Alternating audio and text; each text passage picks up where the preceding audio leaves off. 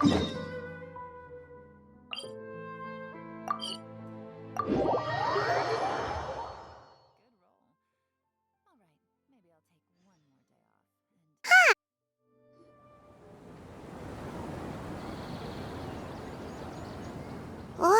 the academia sure is busy during the day.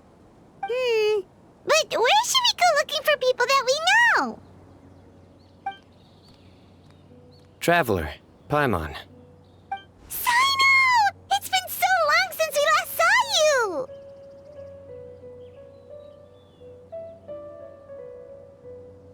Welcome back to Sumeru City. I'm delighted to meet you again. So, what brings you back here? Oh, nothing in particular. Paimon just saw a really big mushroom out on the road the other day and suddenly missed all our friends in Sumeru. Funnily enough, we were reminiscing about you recently too. It was at a group dinner. I look forward to hearing about your travels. Something tells me we must have a lot to catch up on. Really? You were thinking of us too? What a coincidence! Indeed. Or as I call it, the biryani factor.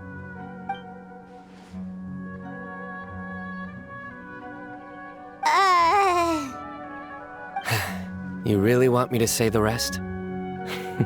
Okay. It's always rice to meet stew again. Oh, darn, he said it. You like that one, huh? You must if you remember it after all this time. Admit the truth. You have long been in awe of my razor-sharp wit. All right. Here's your 500 mora. You're exaggerating. It's only 500 mora. Hey, 500 mora is still a lot of snacks to Paimon. All right. I'll treat you to some desserts later. Anyway, I'm actually investigating a case right now. My mind is focused on work, which is why I didn't complete the joke at first. A case? What happened? Nothing major. But after finding out who was involved, I decided, on reflection, to handle this one myself. Need any help? We only came here to hang out, so we've got the time. You may as well take us with you, and then when you're done, we can, you know... Such enthusiasm. Are you worried I'll forget about treating you to some sweets if you're not around to remind me? What? No! All right, was it really that obvious? Obvious enough. Still, it's a fine idea. You are the heroes of Sumeru. It makes perfect sense to work together. All right, follow me.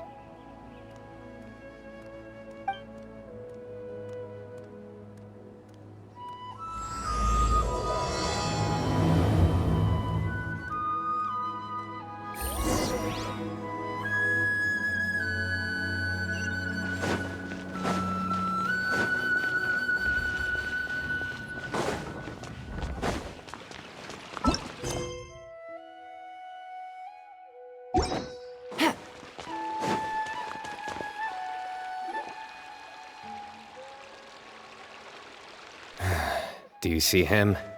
The old man flailing around? Oh, is he the one you wanted to talk to about the case? Correct. His name is Cyrus, a former Spontamod sage. He taught both me and Lisa. Huh? Cyno's teacher is in trouble? It's ridiculous. I'm just an old man who enjoys a spot of gardening, shopping, and wine. What sort of person targets an old retiree? Professor, I've brought some friends.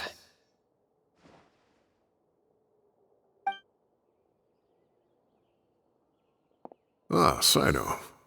Now who do we have here? Hold on, let me think. A flying fairy dressed in white? A youth who does not seem to hail from this land? My goodness. You must be the legendary traveler in Paimon. I've heard all about what you've done for Sumeru. Wow, looks like we're really famous. I've told him about you before. You are my friends, after all. That's right. Let me summarize the situation. A couple of days ago, Professor Cyrus suddenly received a threat letter. A threat letter? Exactly. Who sends a threat letter to an old man like me, for goodness sake? This is the letter in question. Cyrus, I have uncovered your secret. If you wish to prevent it from going public, leave 10 million mora at the back door of the cafe. Secondly, don't come looking for me. You'll never find me. But I will always be watching you and all of your secrets. Finally, if you dare to report this to the Matra, there will be consequences. Wow, they sure didn't mince their words. Clearly, this person must be desperate for Mora. 10 million more. What a joke. I'm just a single retiree with nothing to my name beyond the tomatoes in my garden. Where do people think I'm hiding 10 million more, huh? In my tomatoes? There were no witnesses, so currently the letter is all we've got. So, Traveler, Paimon, let's put our heads together. Paimon's ready too! All right, take a look.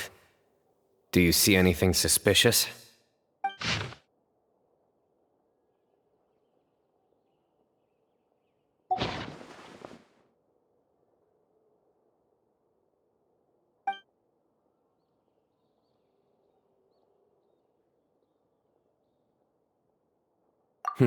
Very good.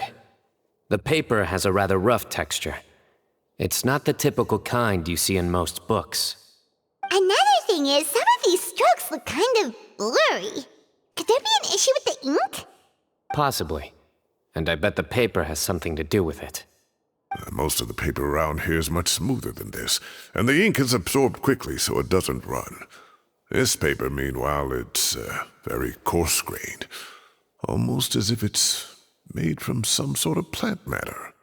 It's certainly not the same paper as we use in the academia, but the ink is nothing special. Just regular black ink that gets a blue tinge when applied to paper. So do we think the culprit has a connection with the academia or not? Wait, check this out! Looks like this part got wet at some point. Agreed. The staining suggests it was a colored liquid, not plain water. It also looks like it was wiped off with a damp cloth. A colored liquid, so... tea? Wine? Looks like we're thinking along similar lines. Let's go talk to Arof. There are some things I'll need him to take care of.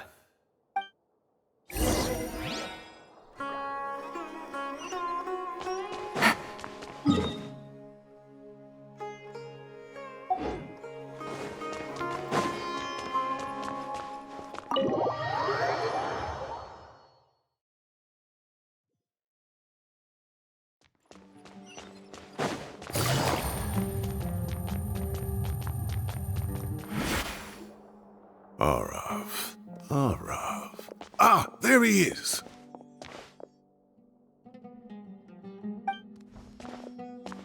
Mahamatra Cyno. Sir Cyrus. Ah, and the Traveler and Paimon. It's been a while.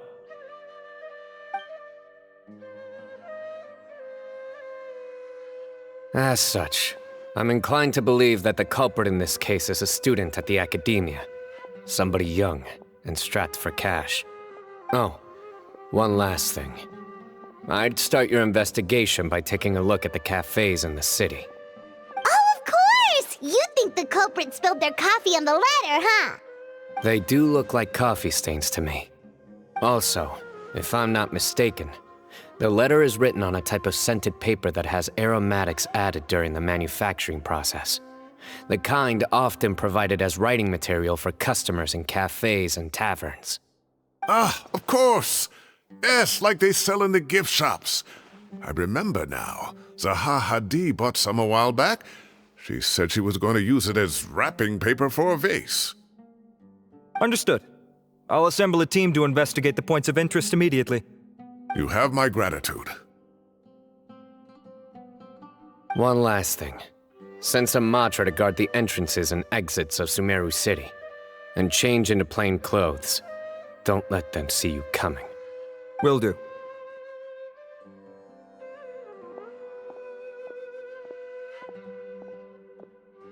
Great thinking, Cyno.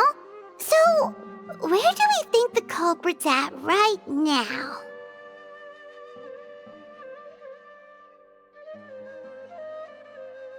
Yeah, they've probably been lying low at home waiting to see how Cyrus reacts. You're right, Paimon. Really?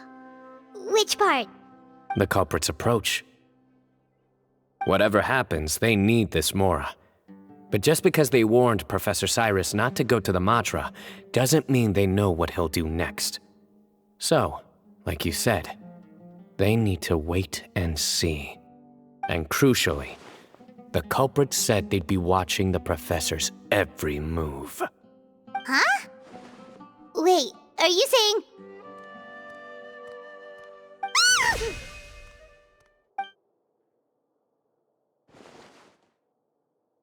Found you!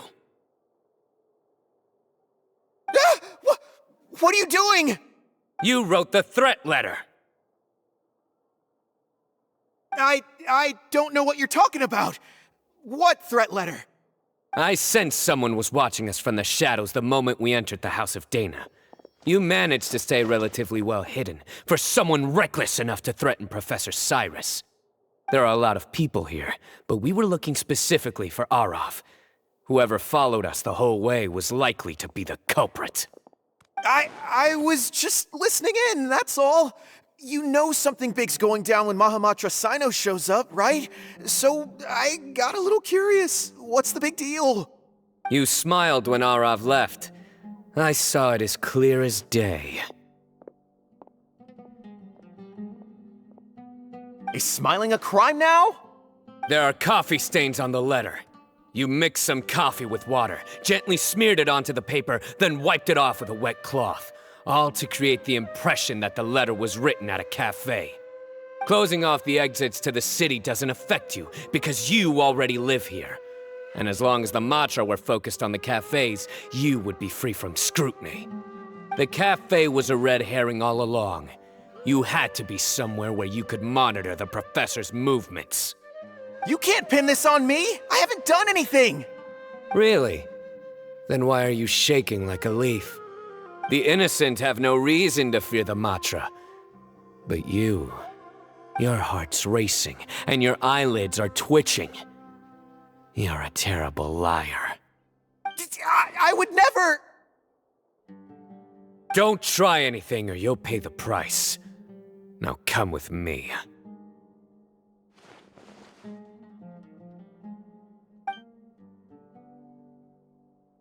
Well, that was over quickly. Cyno already caught the guy. You're telling me. One minute I go out for a quick smoke, the next minute I see Arav already on his way back to meet up with Cyno. Looked like a young guy, too. Couldn't have been much more than 30. But after what he's done, I'm afraid he's ruined his whole future. Everyone, it's all over. Gosh, that was so fast! The culprit's name is Uraka, a 16-year-old student in the Rataoist Darshan. Huh? 16? Cyrus thought he looked 30-something! We checked his records. He's 16, a third-year student. But he looks so old. Yeah, seriously! Foolish child. He's too young for the criminal life. What the devil drove him down this path? We questioned the culprit regarding his motives. Oh, just spit it out. Nothing can surprise me at this point. Very well. It's our understanding that Araka is a mediocre student who has been underperforming in his classes. He started taking extra tutoring to improve his grades, but developed a gambling habit around the same time and lost a lot of Mora. Down on his luck, he went to the tavern for a drink and overheard some people chatting about Sir Cyrus's comfortable retirement. They mentioned that he's always arguing about his tomato plants with some old woman on the street. Some old woman on the street? Goodness gracious. Has that rascal attended a single one of his classes? That old woman is Kasharwar's very own professor, Zaha Hadi. How can he not know who Zaha Hadi is? Is this going somewhere? Oh, right, yes. So another thing. We don't just argue about tomato plants. And what are they trying to insinuate by comfortable retirement? A man grows a few vegetables and suddenly he's living a life of luxury? Maybe it's more the fact that you have the time to grow vegetables in the first place. Araka mentioned he'd heard a rumor alleging that Sir Cyrus illegally obtained a large sum of money from the desert before retiring and kept it for himself instead of reporting it to the academia. Araka believes this money to be the reason why Sir Cyrus hasn't kept up with any academic research or other projects since his retirement. And given your advanced age, he thought you'd be an easy target to blackmail. Oh, Araka. I'm at a loss for words. I'm so angry I don't know where to start. People make up rumors all the time. I am quite confident that Professor Cyrus has never embezzled a mora in his life. Arav, you'll have to find some excuse to interrogate Araka again later. I need you to deliver a few firm fistfuls to him on my behalf. I completely understand how you feel, Sir Cyrus, but I'm afraid that course of action goes against the Matra's principles. Professor, there's no need to be childish about this. Oh, come on. I was clearly joking. Okay. Where does this go from here?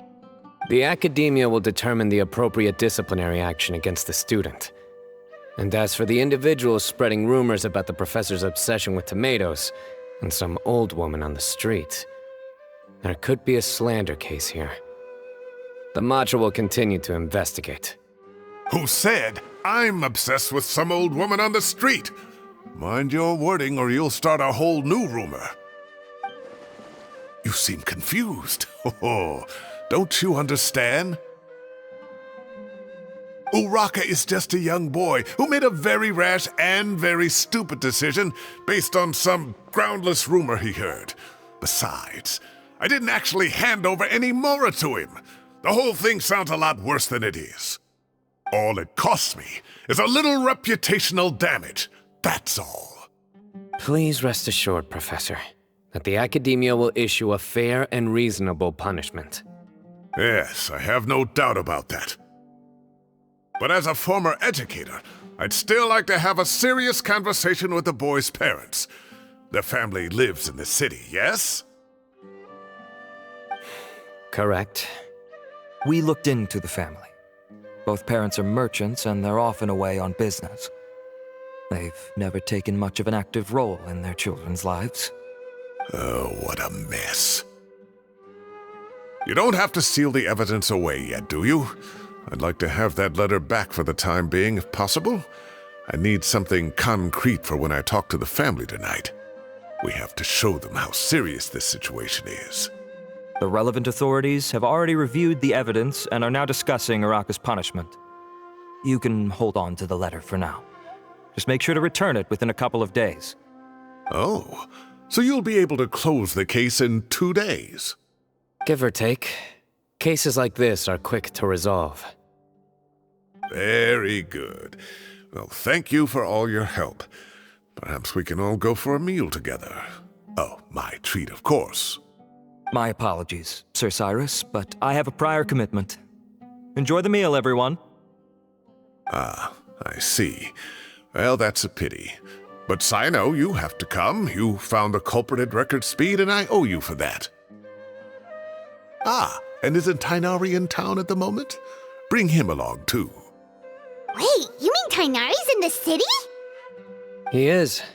Tighnari's master, Sir Nephis, called him and Kale to the academia to help out on a project. They should be at Nephis's office at this hour. Though I must say, I'm surprised you're extending an invitation to Tighnari. Did you do something to offend Sir Nephis?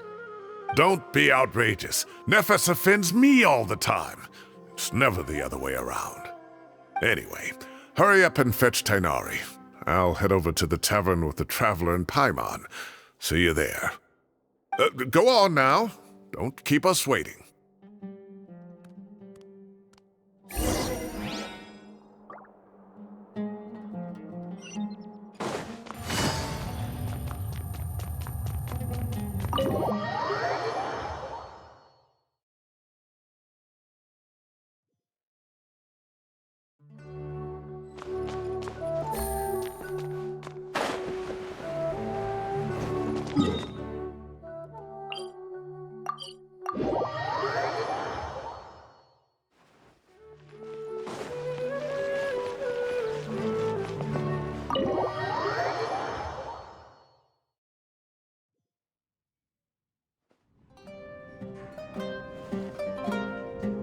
Not to brag, but we never had problems like this at Ratawa Hiss back when I was still teaching. And if you don't want to take my word for it, you can ask them. They were students at the time. They'll tell you what it was like, won't they? I was out in the forest at least 4 days a week back then, thanks to a colossal workload from Master. It wrought havoc on my poor tail, so I didn't exactly keep up to date with what was going on at the Academia. Most of what I know, I heard from Cyno after the fact. Professor's become a lot more laid back in his retirement. He used to be far stricter, and was especially known for being extremely principled. Wow. It's hard enough to stay true to your principles as a normal person. I can't imagine doing that as a sage. It's a pity Kale wasn't around at the time. I would have happily taken her on as a student. And then we'd have one more person who has to address Lisa as upper-class woman. Really? Can't you just call her Lisa? She seems to prefer it when people treat her like an older sister. Oh, believe me, back when she was a student, nothing made her happier than the younger students acknowledging her seniority.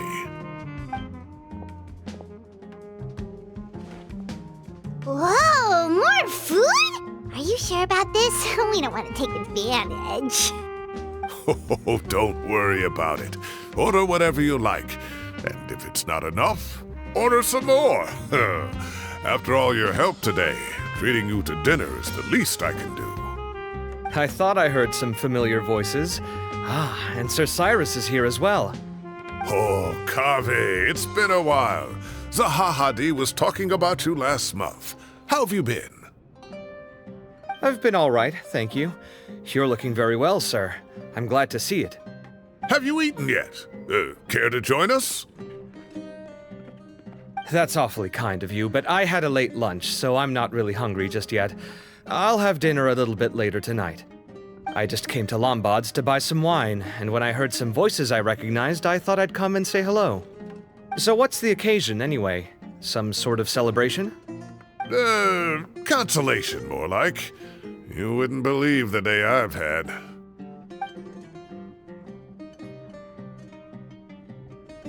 Sounds like things have really gone downhill since I was there. My whole time as a student, I've never heard of anything remotely like that. I can't believe how young the guy is. Oh, what are his parents going to think?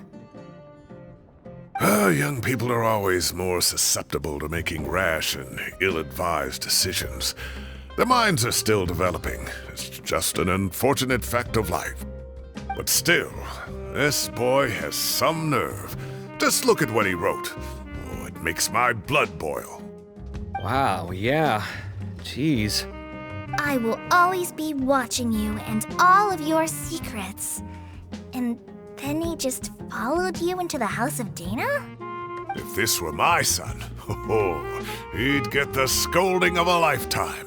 Oh. Luckily, I'm also an extremely principled person. Kaveh! Your order's ready, sir! Coming! I'll have to get going. Have a nice evening, everyone. I'll catch you all another time. Okay, bye-bye! Here I am. The coffee beans are in here too. Yep, it's all there. I'll stop babbling away now. Let's eat before the food gets cold.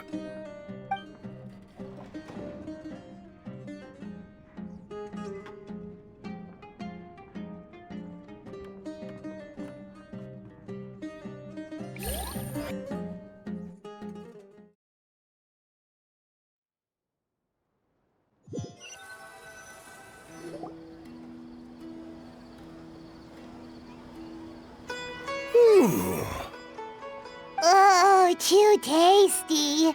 Paimon's belly is about to explode. Oh, mine too. I'll have to walk home to burn some of it off. Thanks for dinner, Sir Cyrus. Master Tighnari and I will bring you some homemade herbal tea next time. It'll do wonders for your sleep. Well, I look forward to that.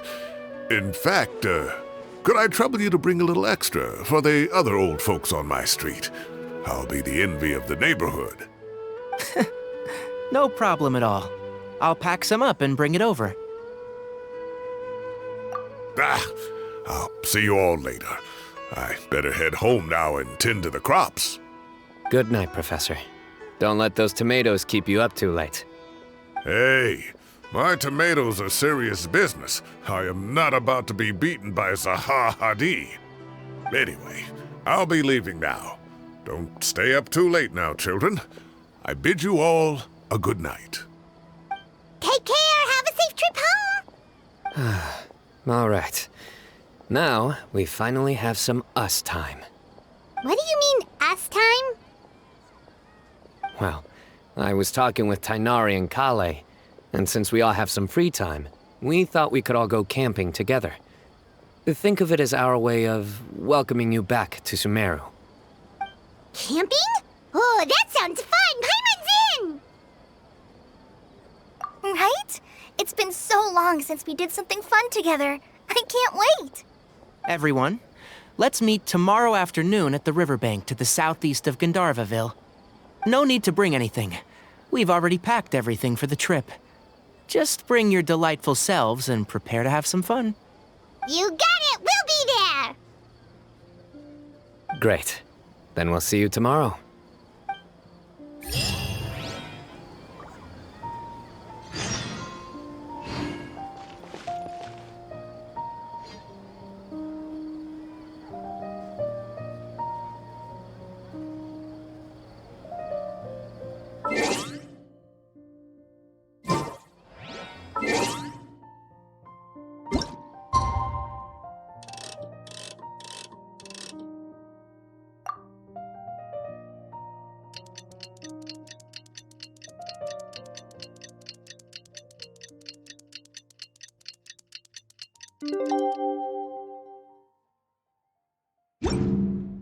I got a new letter from an... Time to set off. Let's head to the southeast of Gandharvaville and meet up with the others.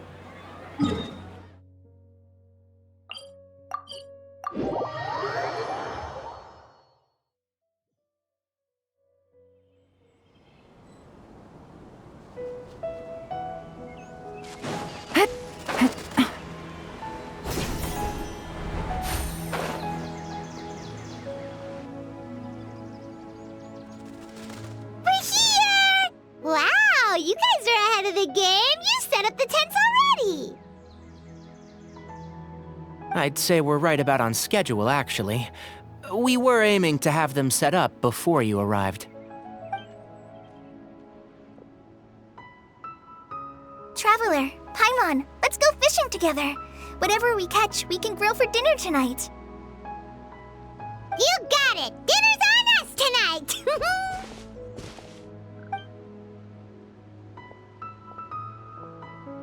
I hope I can contribute too. The other forest watchers gave me some fishing tips a little while ago. I'm really looking forward to giving them a try.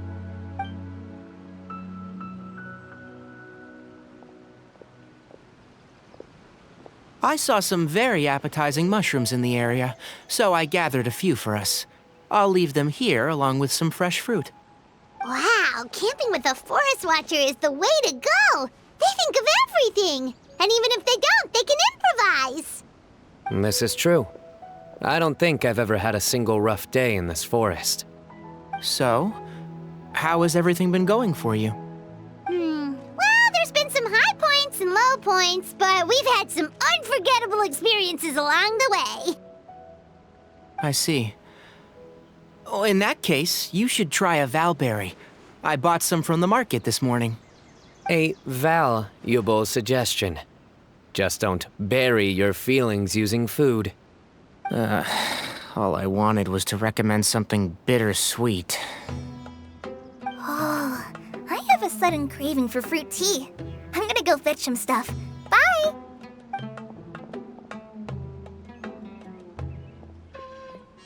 She sure made a run for it.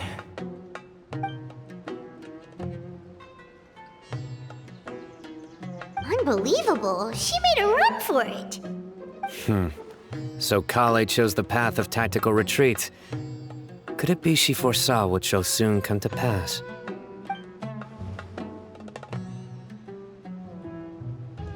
My dear friend, you know what I am about to say.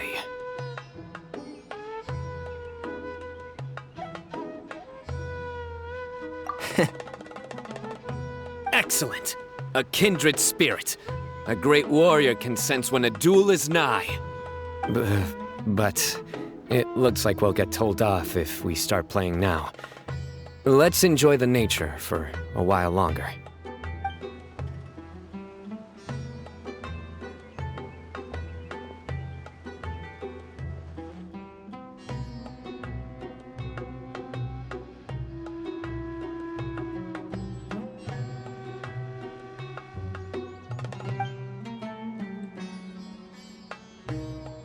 We got a bite!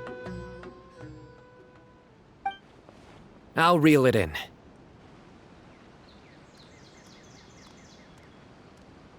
Firewood, spices, snacks, and drinks. Everything's ready. Once Kale gets back, we can light up the fire and start grilling.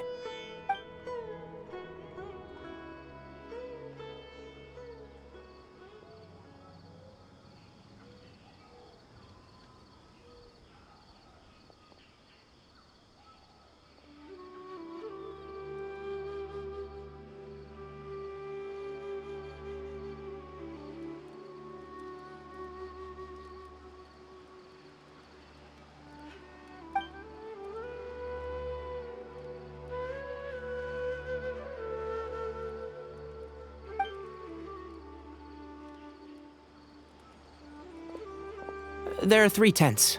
Which one do you two want to take? How about the one on the left? Well, Paimon just thinks the ambiance here is a little better. True. But it's also the closest to the water. If there are any sleepwalking fungi around tonight, they might stumble into your tent. Well, that's no good. Take my weapon. You can use it to bar the entrance. Anyone would think you were sealing the gates to King Deshret's mausoleum. Excellent. Then this tent will be an impenetrable fortress. I'm back! How's your appetites? Ready for the barbecue? Always.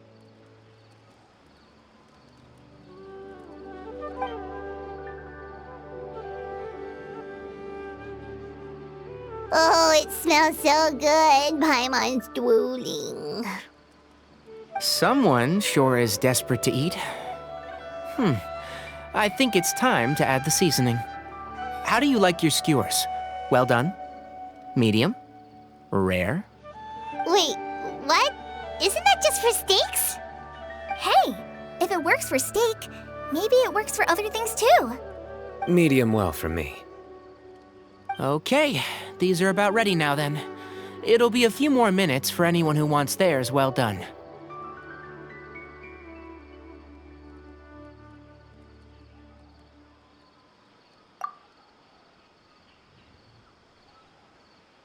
Oh, that was so delicious. If Paimon's stomach had space, she'd eat 3 more skewers. I ate a lot too. Here comes the food coma. If you're tired, then go rest.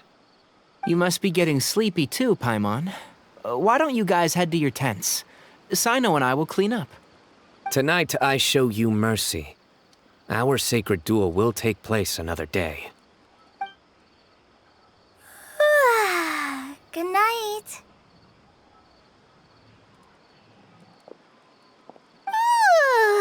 Paimon's struggling to keep her eyes open. Oh, don't forget this. The staff of the Scarlet Sands. Wait, you were actually being serious about that? It's a very powerful weapon. Try it. Paimon can't even lift that thing. Fair enough. You sure you don't want it? Yeah, Paimon's sure. We'll be fine. And even if we do get an uninvited guest in the night, Paimon will be here to take care of the traveler.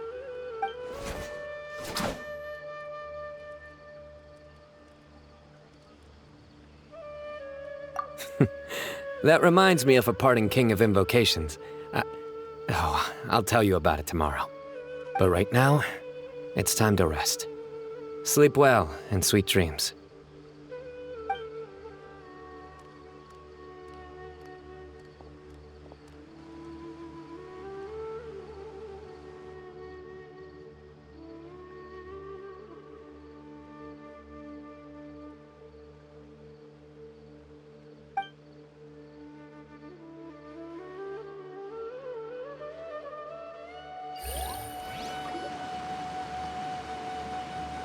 I think they should all be here. Traveler? Paimon? Are you in there?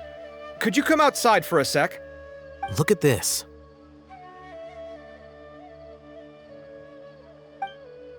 What the? What's this sword doing here? Is it supposed to keep out intruders?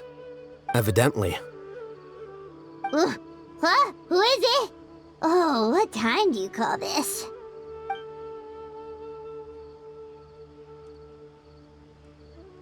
Paimon's gonna take out the sword. Yeah!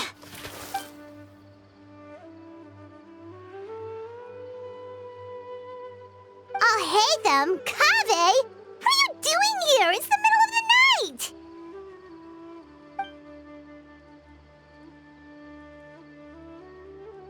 Sorry to wake you up at this hour of the night, but we've got a situation on our hands. Let's get dressed and talk about it outside.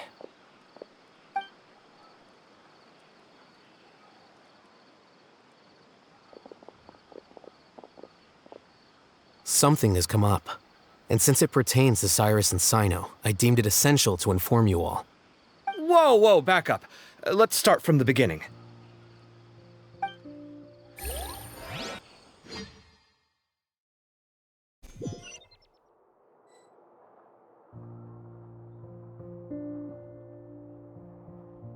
Huh? Where'd the wine cups go? I could have sworn I left them here after I washed them. Ah, there they are. I'll have a cup too.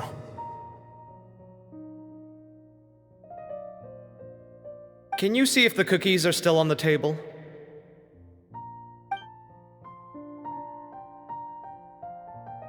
They are, and so are the fruits. Oh, this is so bland. I should have gotten a few bottles of what Cyno's group was drinking last night. Do tell. What were they drinking? Oh, right, I forgot to mention. So, I ran into Cyrus yesterday evening when I went to the tavern to pick up some things. He was hosting a dinner for Cyno, Tighnari, Kale, and the Traveler and Paimon. Anyway, they got a bottle of Lombard's new vintage for the table. At least, I think that's what it was. It looked pretty good. Sounds like they're all tangled up in this. You know what it's about, right? 16-year-old kid tried to extort Cyrus. He was asking for 10 million mora. I heard some people talking about it on the streets, yes. Didn't take them long to catch the culprit. The sages are probably dealing with the case by now. I wonder what Sir Nephis and the others will make of it. Oh, Cyrus showed me the extortion letter, too. It was crudely written, but the paper had this beautiful pattern on it that I've never seen before. Really caught my eye. Give me a sec, I'll sketch it out for you.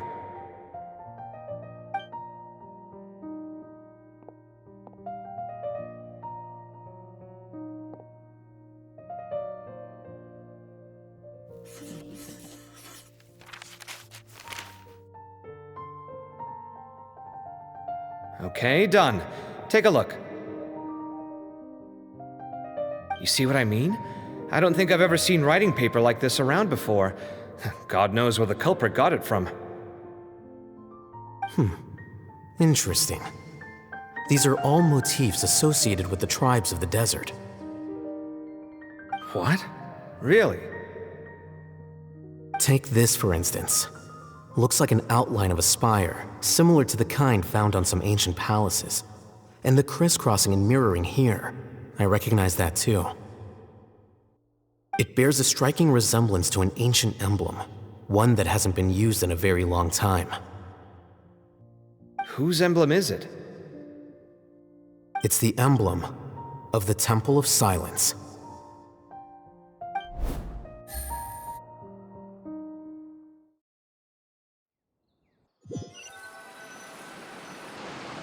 After discussing it with each other, we both agreed that something didn't feel right, so we went looking for you. This was a long way to come from the city.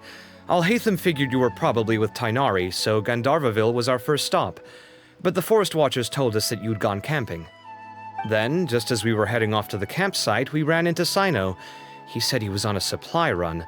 We exchanged a few words, and then he ran off. Hold on. So what's the deal with that emblem you were talking about? The Temple of Silence, you said? What is that? Should we be worried? Something's up, huh? Give me a second. Let me get Kale.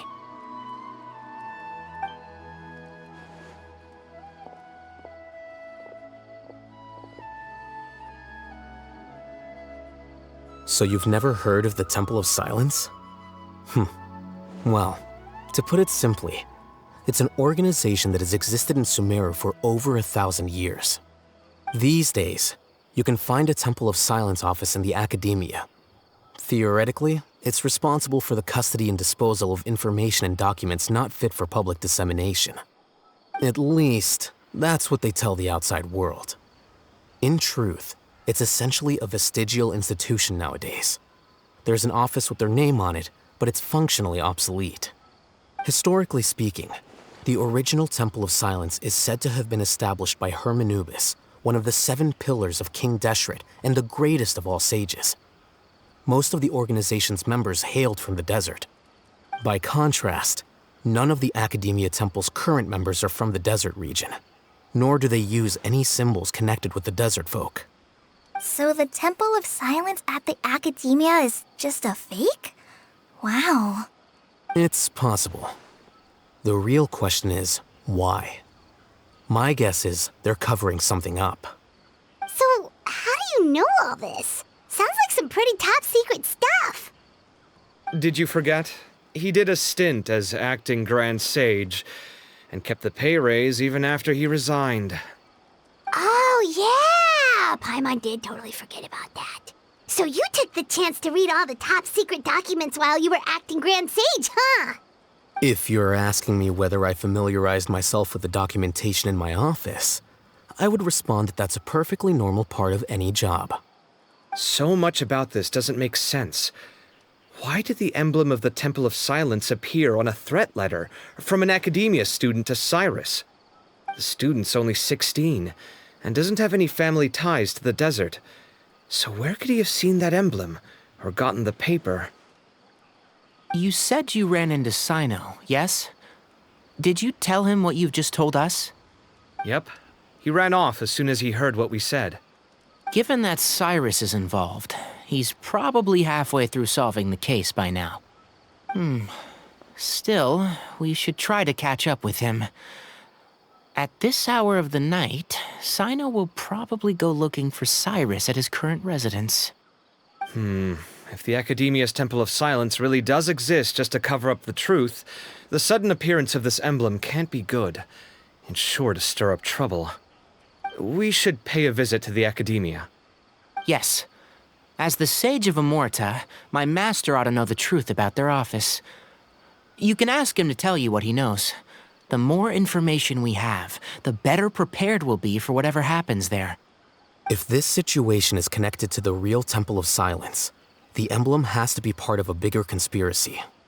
Kale, could I trouble you to send a message to the Core of 30? Tell them to keep an eye out for Cyno and Cyrus. Traveler, Paimon, you two come with me. We'll go after Cyno. Sounds like a plan. Let's go. Cyrus has been living in the city lately. He rented a place near the field so he can keep an eye on his tomato plants. Then let's go look for him there.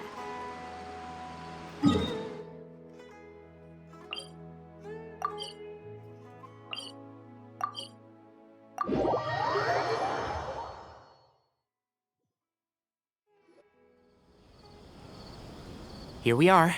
This is the place. We might be too late.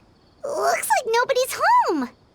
Oh, Cyno moves fast. If he was here, he's probably long gone by now. I know that voice.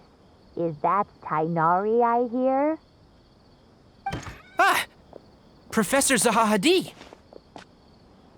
Wow, so it really is you. My goodness, whatever is going on tonight? We're looking for Cyno.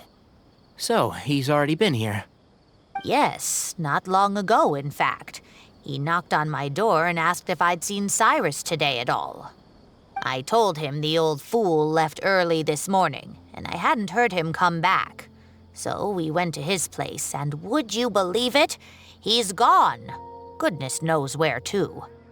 It must have alarmed Cyno, because he took off in an awful hurry after that. He never did explain what this was all about.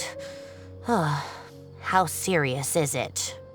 Well, if Cyrus isn't at home... Oh, it sure doesn't sound good. Professor, did you hear that a student recently tried to extort Cyrus? Why, yes. When I left the house that day, I noticed he was watering his flowers in the field in complete silence. He had a piece of paper clutched in his hand, and he looked lost in thought. I could tell something was troubling him, but he wouldn't tell me what it was. If Cyno hadn't happened to visit him that day, he'd probably still be holding on to that thing. After seeing the letter, Cyno told him to contact the Corps of 30, but Cyrus was very reluctant. He claimed it would only damage his reputation. Eventually, he relented, after much persuasion from Cyno. Huh? Cyrus didn't want to report it? Well, that's strange. When we saw him, he seemed pretty okay with the idea of the kid getting his just desserts. As a former sage, it's possible Cyrus still has enemies at the academia. That's why Cyno was so insistent that he report the matter to the authorities. I was there while they were going back and forth over it. So Cyrus initially hoped to stop this from going public. But why?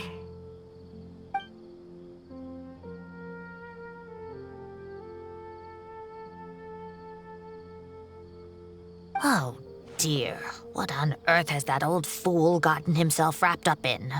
Oh, I do hope he's not in danger. Oh, I almost forgot. Cyno left me this letter to pass on to you. He wrote it when he came by earlier. He realized you might come looking for him. Thank you. What does it say? Let Paimon take a look.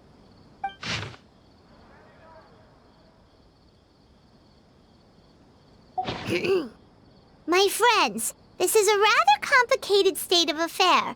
Unfortunately, I cannot disclose more than that. I ask you to understand and accept that I had to act alone at this stage. Don't come after me. Yep, that sounds like Cyno. Thank you, Professor. Please do not worry. We will do all we can to protect both Cyno and Cyrus. Traveler, Paimon, let's head to the academia and regroup.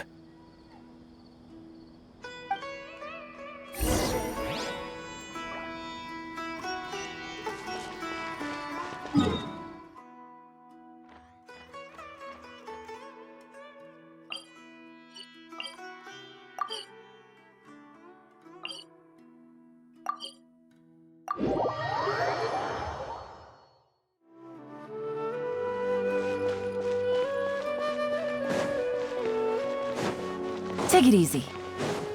Hup.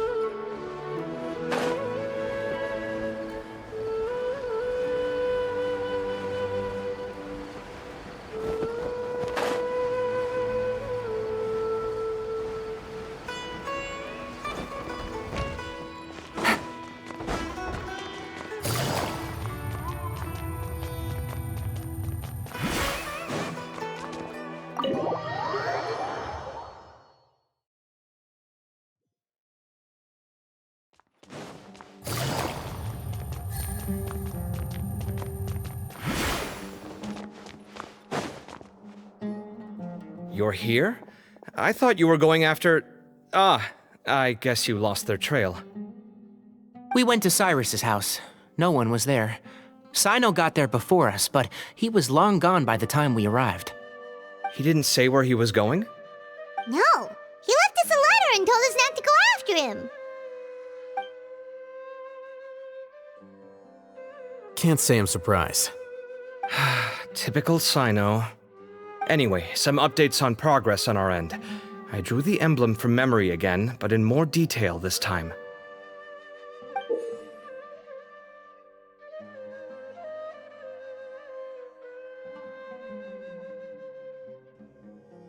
I checked some ancient texts for a similar design.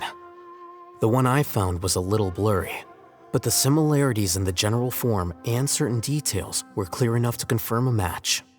Yeah, and we're lucky we found anything at all. It turns out the emblem was all but lost to history. We scoured the entire Academia collection, and that book was the only one with a record of the motif. Meanwhile, Arav managed to get Uraka to disclose his source. The one who told him about Cyrus's embezzled funds was a young man from the desert. According to Uraka, he had a striking presence and was well educated. Apparently, the two met in the tavern over a game of cards. The guy claimed to be in the city for business as part of a merchant caravan. Uraka was intrigued when he heard what his new acquaintance had to say and brought up the idea of extorting Cyrus for Mora. The guy encouraged him to go ahead with it, then handed him some pen and paper to write the letter. I see. So it could be that this person planted the paper intentionally. So, how do we find this guy? Did Uraka say where he is? He doesn't know. He claims not to have seen him since that day in the tavern. The man gave him some tips on how to carry out the extortion, but from then on, Uraka was acting alone. Nephis and Arav have gone to meet the Core of 30 and review the city's entry and exit records. Also, Nephis admitted that the Temple of Silence in the Academia is just a facade. The true Temple of Silence once came to the rainforest to establish a collaboration with the Academia, but as time went by, the sages gradually became corrupt and foolish. The Temple of Silence felt that they could no longer trust the Academia and ended the partnership. They retreated back to the desert about 400 years ago. Ever since its inception, the Temple of Silence has been the guardians of King Deshret's civilization and belief system. They traveled throughout Sumeru, sequestering and guarding any wisdom that posed a threat to the people's livelihoods. At its roots, it was a legitimate and reputable organization whose purpose was to guide people towards the right path. The Academia of the day knew that the split would damage their reputation if it became a matter of public knowledge. And so, they set up a dummy organization of their own to conceal the truth. Not only that, but they managed to keep up the charade for hundreds of years! So how did Cyrus become acquainted with the true Temple of Silence if they left centuries ago? I'll bet that's the question that bothered Cyno. Probably why he went after him in such a rush. Whoever is behind this, getting Uraka to extort Cyrus was only the first step of the plan. Their true goal in doing so was for Cyrus to see the emblem on the letter. He must have recognized it right away. That'll be why he didn't want to involve the authorities. He probably hoped to take care of the whole thing by himself. Unfortunately for him, Cyno had other plans. Since the desert is where the Temple of Silence originated, that is in all likelihood where Cyrus went. I have to go after him. Really? Are you sure that's a good idea, with how you respond to the heat? Why don't we send someone else? I should be fine, as long as I bring plenty of water. Besides, I just can't shake this ominous feeling that if we don't catch up to them soon... Everyone, I have news from the Core of 30. Master! Oh, so that's Nephis, Tainari's master? Oh, we're finally getting to meet him in person!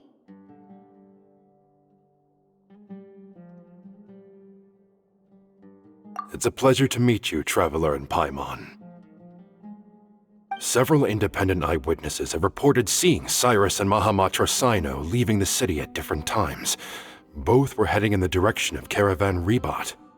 I was going to suggest that you join forces with the Core of 30 in this case, however, As I'm sure you've already heard from Alhaitham and Kaveh, the Temple of Silence is involved. The Academia has made a number of decisions throughout history that I am ashamed to talk about. It may well be that no better choice was available to them, but those actions are nonetheless a stain on our legacy. I won't attempt to make you understand the Academia's perspective. Now is the time for action. I understand where you're coming from, Master. But I'm afraid the situation might be more complicated than we thought. I think we need to keep a low profile, or risk making things worse. Good point. If Cyrus is involved with the other side, or worse, if he's fallen into their hands, and...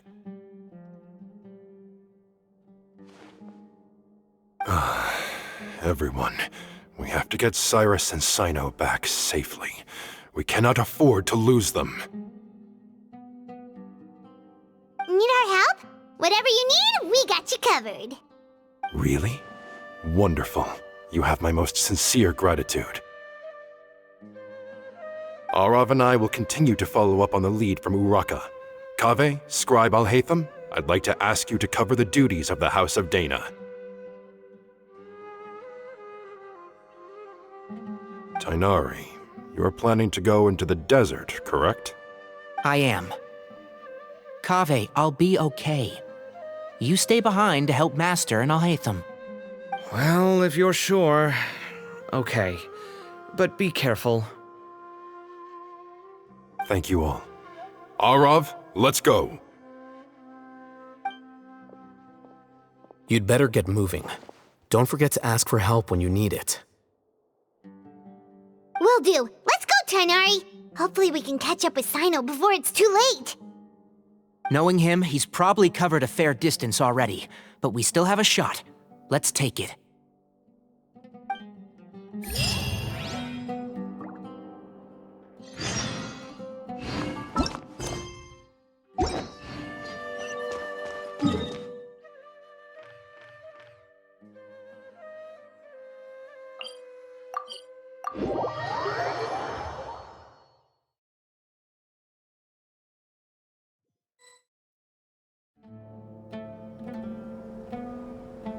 Okay, we made it to Caravan Ribat. Where should we go next? Maybe we should ask the nearby guards if they've seen anything. Hold on. Look over there. Is that Dia? You sure you want to brave the desert alone? I mean, it's your choice at the end of the day, but still. It's not my first time. I'll be fine. Cyno. If you're really going to go through with this, then at least take our advice. When you're packing for your trip, budget for 5 days more than you plan to spend out there. Makes sense. Okay, I'll go get ready. Thought we might find you here. You're trying to retrace Cyrus's steps, aren't you? Didn't I tell you not to come after me? I thought I had a good lead on you. Well, sorry, but we never agreed to that. Why would you go off on your own like this? Nothing personal. It's just a complex situation. And I'd rather not involve anyone else if I can help it. Takes a special kind of person to get Cyno chasing them all the way out to Caravan Ribat. But why so coy today, huh? You only gave us his age and description. Why can't you reveal his name? Is he Sumeru's most wanted or something? Oh, also, hey guys, it's been a while. Dia and Candace! So nice to see you. Actually, seeing all of our friends is the whole reason we're here. You're looking well. Glad to see it.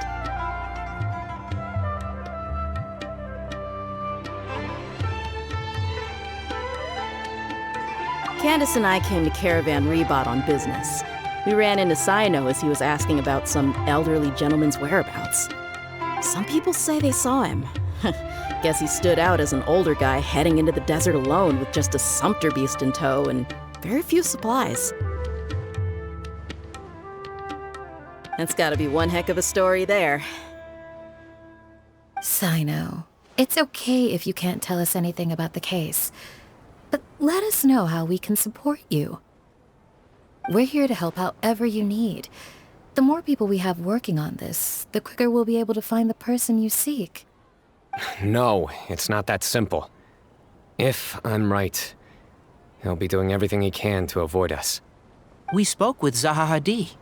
From what she said, it's pretty clear that he wants to try and solve this on his own. It won't be easy trying to find him in the desert when he's deliberately trying to cover his tracks. Sounds like this is far more complex than we imagined. Still, if he started from Caravan Rebot, the chances are that his route took him past our village. You may as well ask if anyone there has seen him. My thanks to you both. Once this is resolved, I will find a way to repay you. Come on. No need to get all serious. Just buy a round of drinks next time we're all in the city or something. That's a deal. All right, so, you all set? Yes, we'll handle it from here. Thank you again for your help. I don't take it for granted. All right, then we'll leave you to it. Just remember, if you change your mind and need some reinforcements, we'll be here. And don't think you'd be imposing. You can depend on us. Don't worry, we'll keep him out of trouble.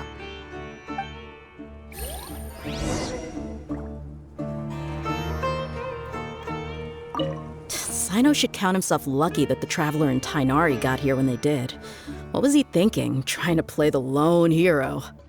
The desert tests the character of all who enter it, and only those with wisdom and courage shall prevail. But take heart. With his companions by his side, no harm will come to Cyno.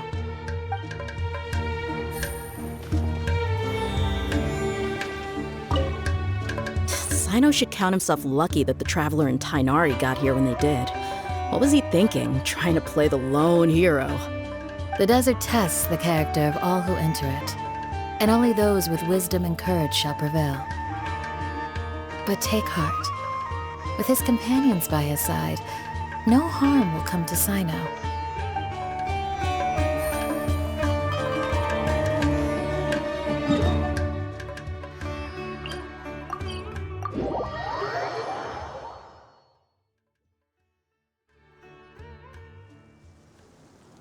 Hold on. There's a few things I'd like to clear up. Go on. So, after you left the campsite, we had a longer talk.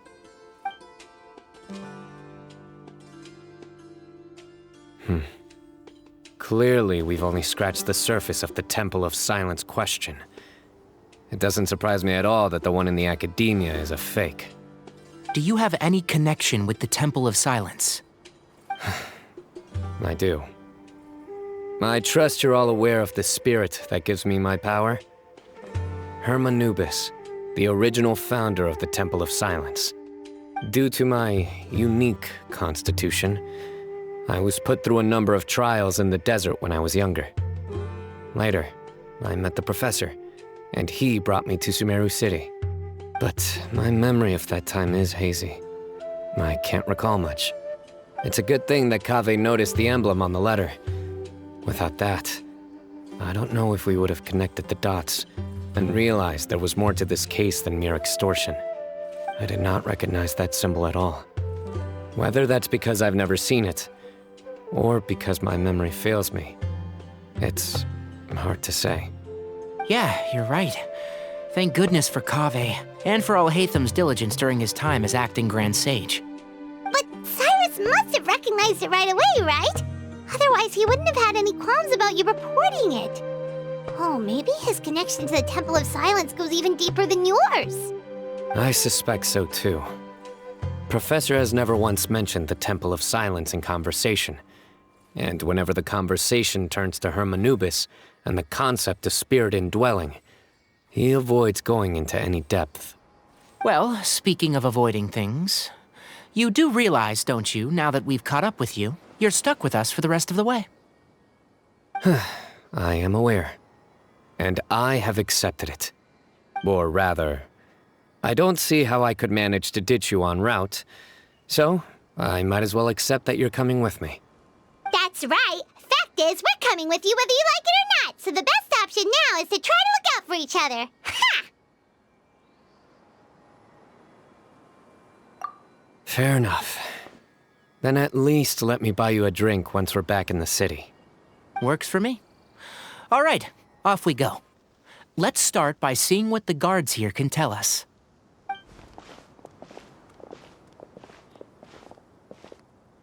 Hello. Mahamatra Cyno? I'm looking for someone. So I'd like to confirm any recent foot traffic in and out of Aru Village. A man matching that description passed by Aru Village not too long ago. He stopped by to load up on food and water and feed his sumpter beast, then he was on his way. Where was he going? Let me think. He took a seat by the entrance of the village for a while and had a brief chat with the person who came to deliver the water. He said he was headed somewhere near an oasis, but he didn't mention which one. Do you have a map? I can mark out the direction he was heading and the best routes to any nearby oases. I have one. Mark away. Great.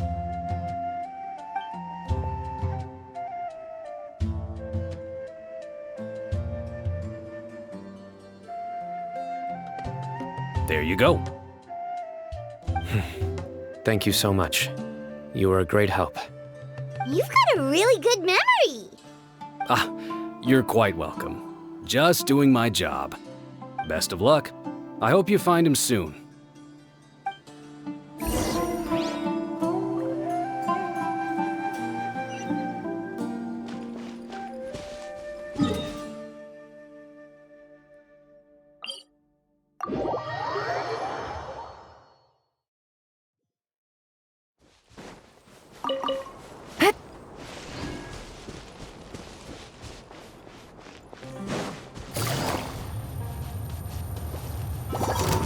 Gotcha.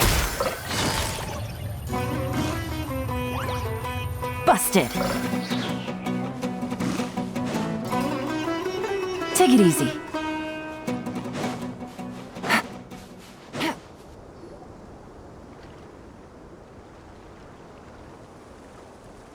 Hold on. I see some people over there. Do you think it's safe to ask them what they know? Should be. I'll go. No, I'll do it. Huh? Why can't Cyno go talk to them? What difference does it make? Given my background, appearance, and the way I dress, I might not be the most welcome visitor here. Just in case, it's probably better to let a more neutral party handle things.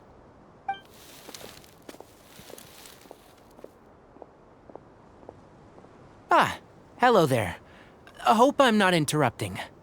My friend and I are looking for an elderly man who's gone missing around these parts. Any chance I could ask you a couple of questions? Oh, a missing person, huh? Sure. What do you want to know? I'm just wondering if you've seen him. Let me give you the details.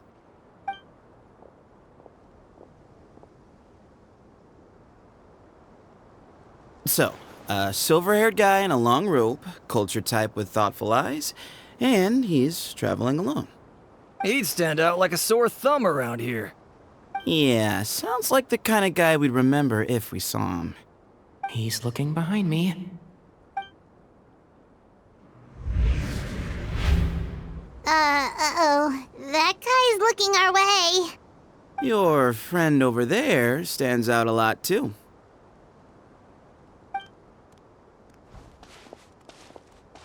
Hey! Aren't you Cyno, the General Mahamatra? Yes, that's me.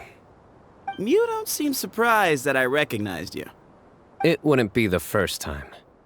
Oh, you're the one looking for the old man who's gone missing, aren't you? I have a bad feeling about this guy. Someone's on edge. You don't trust me much, do you? No need to hide it. I understand why you're wary of us. Still, you came to us asking for help. Do you want it or not? I thought you were a group of merchants. Seems I was mistaken. Your henchmen don't look like much, but something tells me they put up a better fight than most mercenaries. Hey, hear that, guys? You're my henchmen now. Suits me, as long as I get paid for it. Just cut to the chase already. I'm running out of patience. All right. Come with me. All of you.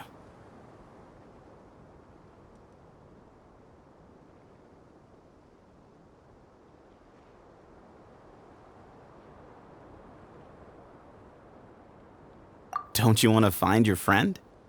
A silver-haired, long-robed, culture type with thoughtful eyes? Sounds like there's a whole other side to Cyrus I didn't know about. So you know where he is?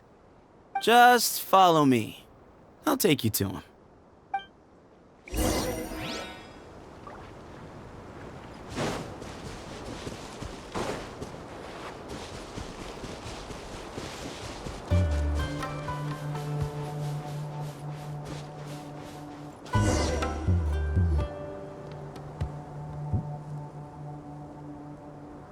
And here. What? Where are you looking? There's nothing here! Please step back. Whoa! Something's coming out of the ground! What is this enormous building doing here? And how was it so well hidden? King Deshret's technology? Wait, so... Hold on, who are you guys really? Is this the Temple of Silence? So you're a member? All good questions. There'll be plenty of time to address them later.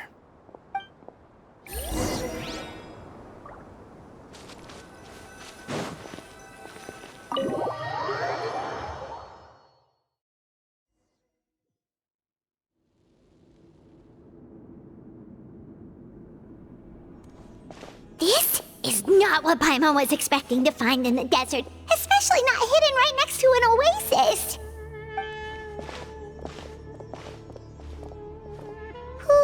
Paimon's scared. They must have kidnapped Cyrus. Do you think this is the guy Raka met in the tavern? What's wrong? Thinking about your professor? I just hope for your sake you haven't done anything you might regret. Me too. Hope I haven't done anything to incur your wrath.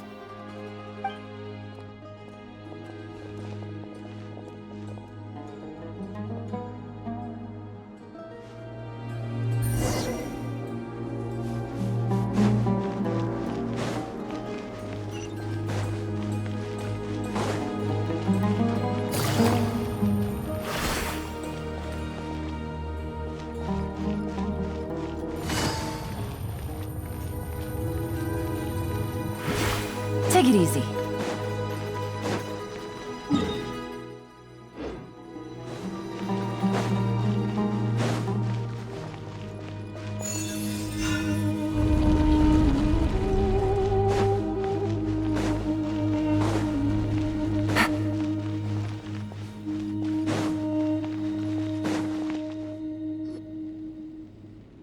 All right, you can wait here for now.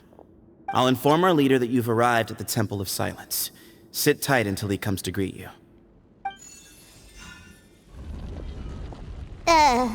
So he's just gonna leave us here unattended?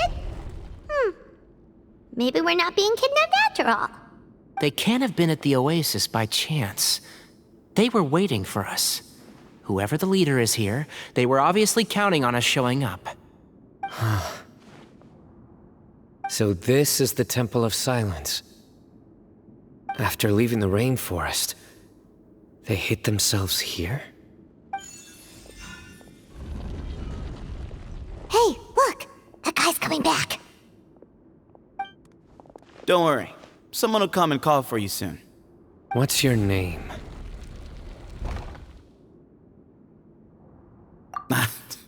Sorry, guess I was so delighted to see you, I forgot to introduce myself. My name is Sethos. I'll be here if you need me, but I'm not planning on answering all of your questions. Other than that, you can occupy yourselves however you see fit. So we're free to explore by ourselves? Yep. I mean, I'm not worried about you running off. Cyrus is here. And unless I've misunderstood, you're all quite anxious to see him again. He's right. Well, if we've got some time, we might as well take a look around.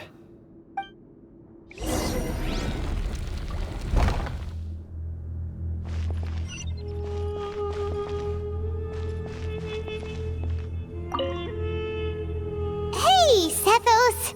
Have you got some time to chat? Sure. Although, I'm assuming by chat, you mean you have questions for me? I don't blame you. Anyone else would. Not often. The Temple of Silence is a place of quiet and solitude. We don't get too many visitors.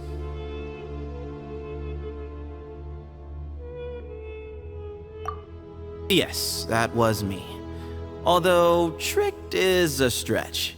He was asking everyone in the tavern about ways to make some easy money. He insisted that nothing was off the table, even if it broke the law. So, I told him that Cyrus had embezzled a large sum of mora from the desert. So you framed Cyrus for a crime that he did not commit? No. That's not entirely true. Let me jog your memory. The letter just said that he had uncovered Cyrus's secret. It didn't say what secret that was.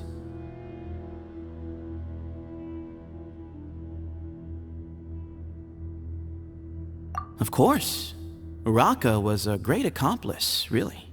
Very cooperative with a little bit of wine in him.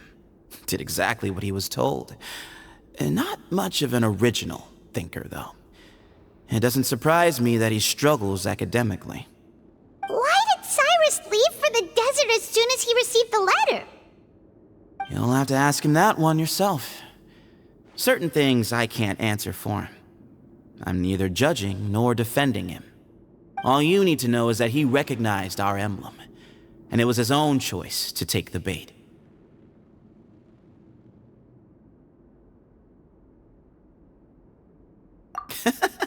What kind of question is that? He's the General Mahamatra. Everyone in Sumeru knows who he is. Right, but back at the Oasis, you can't have known who he was for sure, or you wouldn't have asked him. So, what we're really asking is, have you never seen him in person before? I've lived in the desert my whole life. Guess you could say I've never had the pleasure. Ugh, why does Paimon feel like this guy's not being straight with us? Come on, we've only just met. If I give you all the answers up front, you'll have nothing left to look forward to.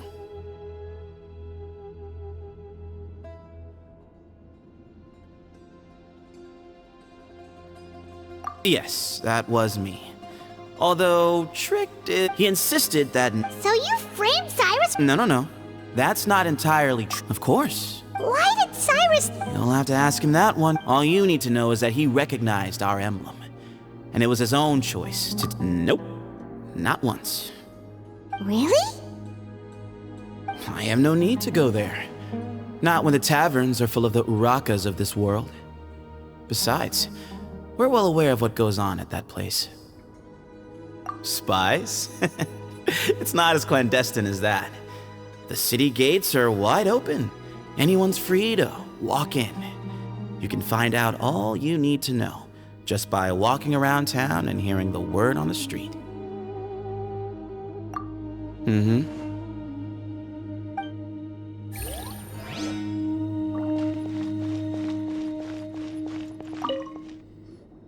I never imagined that the true Temple of Silence would be hidden somewhere like this.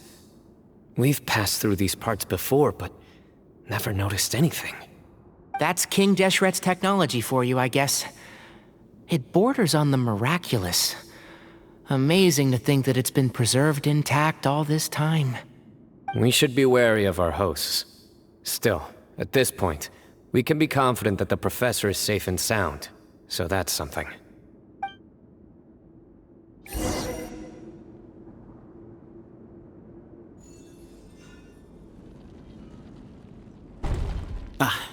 Here he is.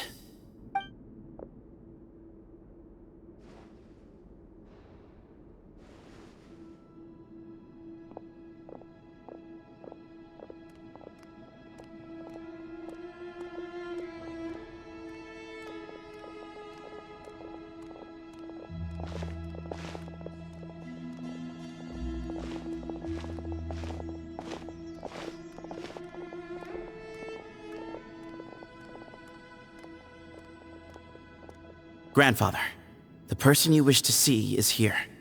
Well done, Sethos. Greetings, one and all. I am Ba Moon, the current leader of the Temple of Silence. I know why you are here, and I thank you for your patience. Bring him out.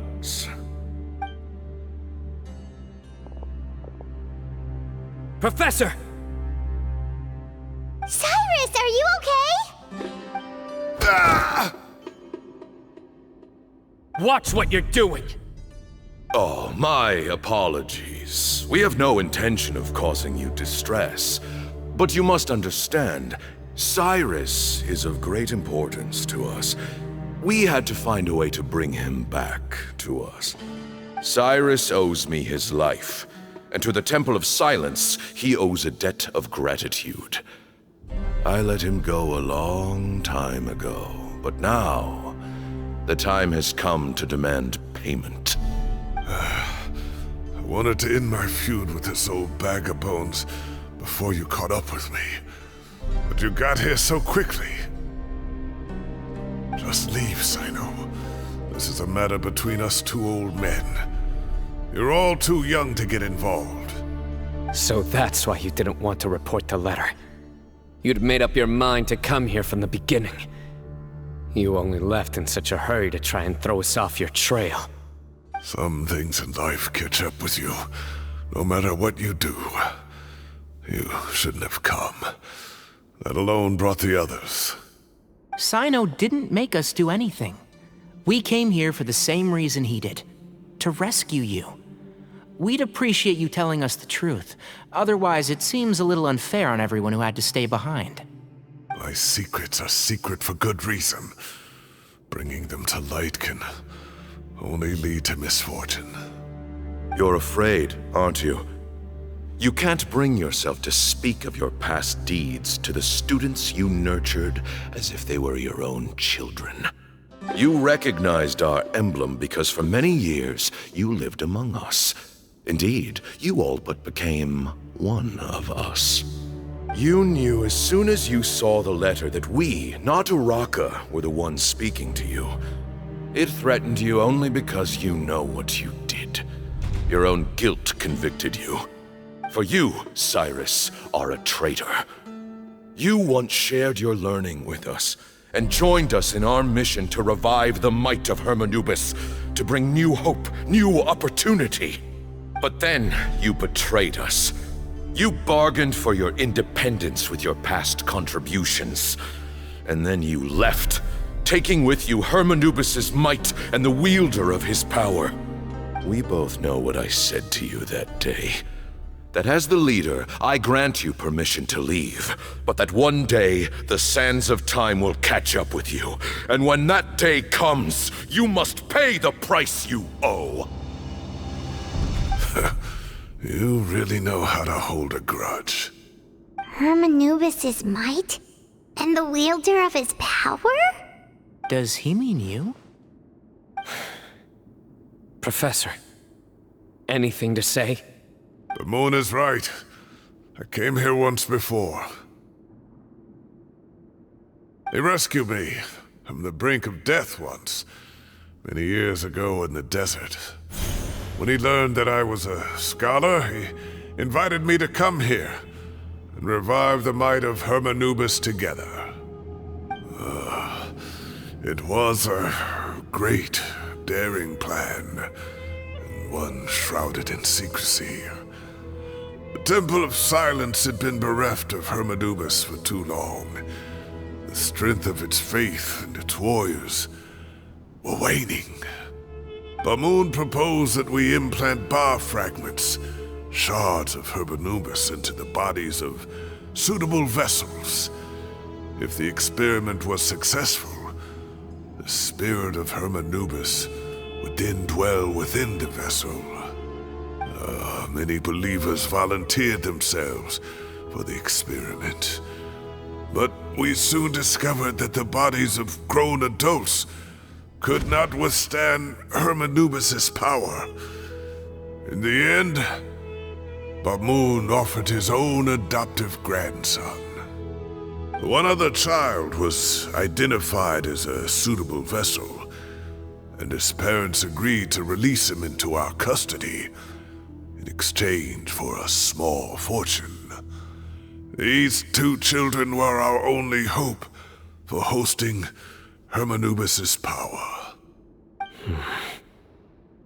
For many years, the Temple of Silence had been in possession of 2 Ba fragments from Hermanubis. As remnants of his raw power, they were exceedingly rare treasures. The test subjects were sent into a room that had been prepared for the ceremony and instructed to approach the Ba fragments, whose power had been amplified.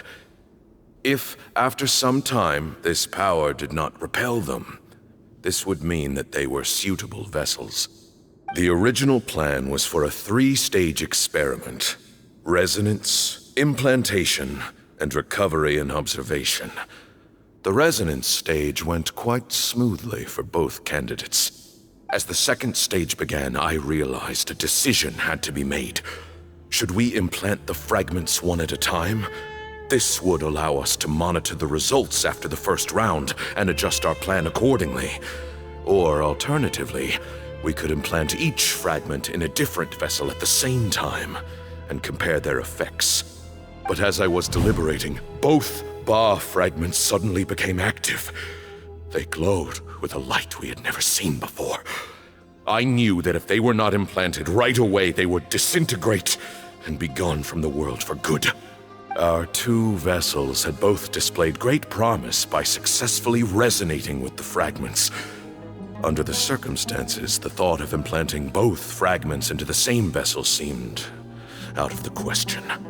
To preserve our faith and our power, we implanted each of them with a single fragment. Ultimately, I ended the experiment and left, taking one of the children with me. In recognition of your past contributions, I chose not to send someone to hunt down and kill you both. Your lives were spared, but I have paid a great price for your betrayal ever since. I have always wanted to see you, Cyno. Losing you and your Ba fragment dealt us a devastating blow. We've been in decline ever since you left. I see. So that's how I gained my power. Look, in essence, I borrowed your Ba fragment for a decade or so. And now you are seeking justice. If you want to take my life, then so be it. I'm an old man now anyway. But you cannot lift a finger against Cyno. He is the General Mahamatra. Your actions would be seen as a declaration of war against the Academia. I'm sure you don't remember anymore, dear Cyno, but you've met us all before. You were so young then, when we all gathered around and celebrated the revival of our Lord. You and he, Sethos, you were our final hope. You'd like me to return my power? As a follower of Hermanubis, I have allowed this power to remain in the rainforest for far too long. Now, it is time to reclaim it. That power is not yours to reclaim. Cyno was chosen by the gods. You cannot take what they have bestowed. You are wrong. Cyno was chosen, but he was not the only one. My child, Sethos, has the same gift as he. So those are your terms for freeing the professor? Despise me all you want. My sins are my own. The Temple of Silence is an innocent party. It is because of my foolishness all those years ago that the Temple's glory has waned. And now I must take responsibility for the decision I made back then. So what you're saying is, the power of one Ba fragment is not enough? You're asking me to return the one in my possession, so it can be implanted in him instead? Divine power causes great suffering to those who wield it. How do you know that Sethos would be able to withstand it? He is no longer a small child. But regardless, this burden is ours to bear, and your objections mean little given that you turned your back on us long ago. Both my heart and mind are telling me that what you are proposing is a terrible idea. However... Don't listen to him, Cyno. That power is no more yours to give than it is his to take. You have to understand. I know. But if this is a question of your freedom versus a fragment of power, then... there is nothing to debate. Sorry to interrupt, but in my view, there are a number of contentions here that still need addressing. Say that Cyno refuses to return his power, and you also refuse to release Cyrus. Then, we are at an impasse. I find it hard to believe that you went to all this effort without planning for that possibility. You're trying to gauge where we stand while keeping your remaining cards close to your chest. Well, my stance is, put the rest of your cards on the table. Then we can have a discussion. Wait, those ears. So, we have a descendant of the Valuka Shuna in our midst. Splendid! Fate smiles upon us after all. Everything we have longed for, Hermanubis will provide.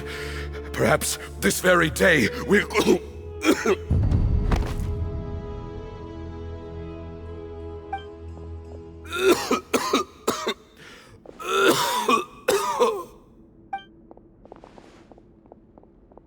Why is he coughing so much? He looks like he's in really bad shape.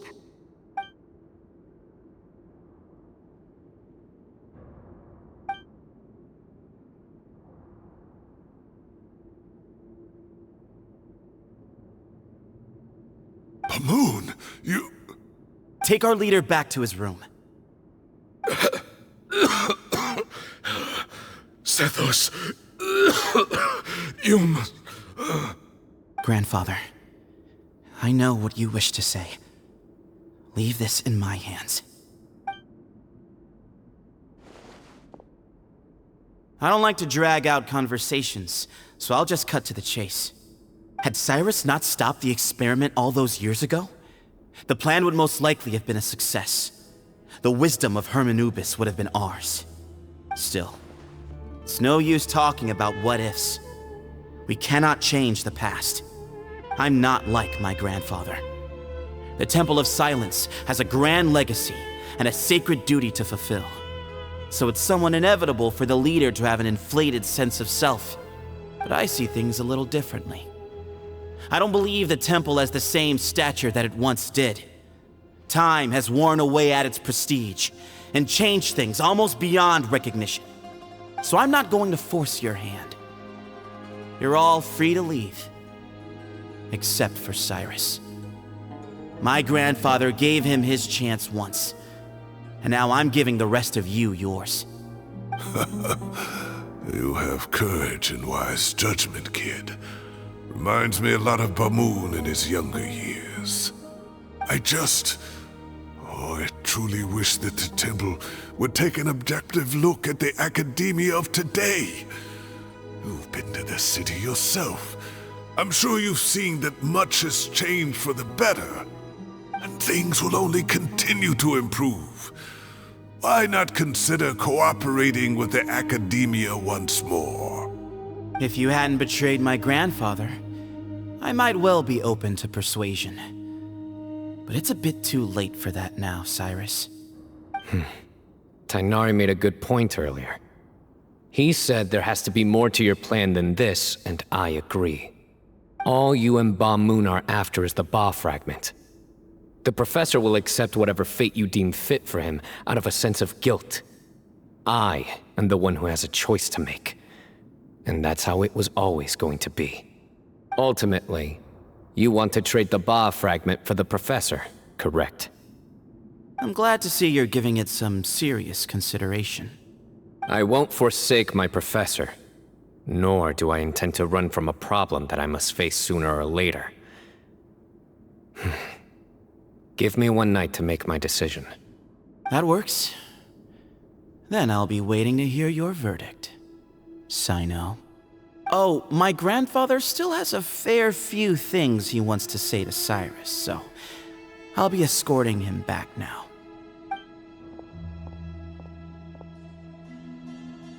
Are you sure about negotiating with him? I need to think this through. Everyone, let's meet again later tonight. Until then, take some time for yourself. Alright, well, don't put too much pressure on yourself, Cyno. If you need any help working things out, just come and find us.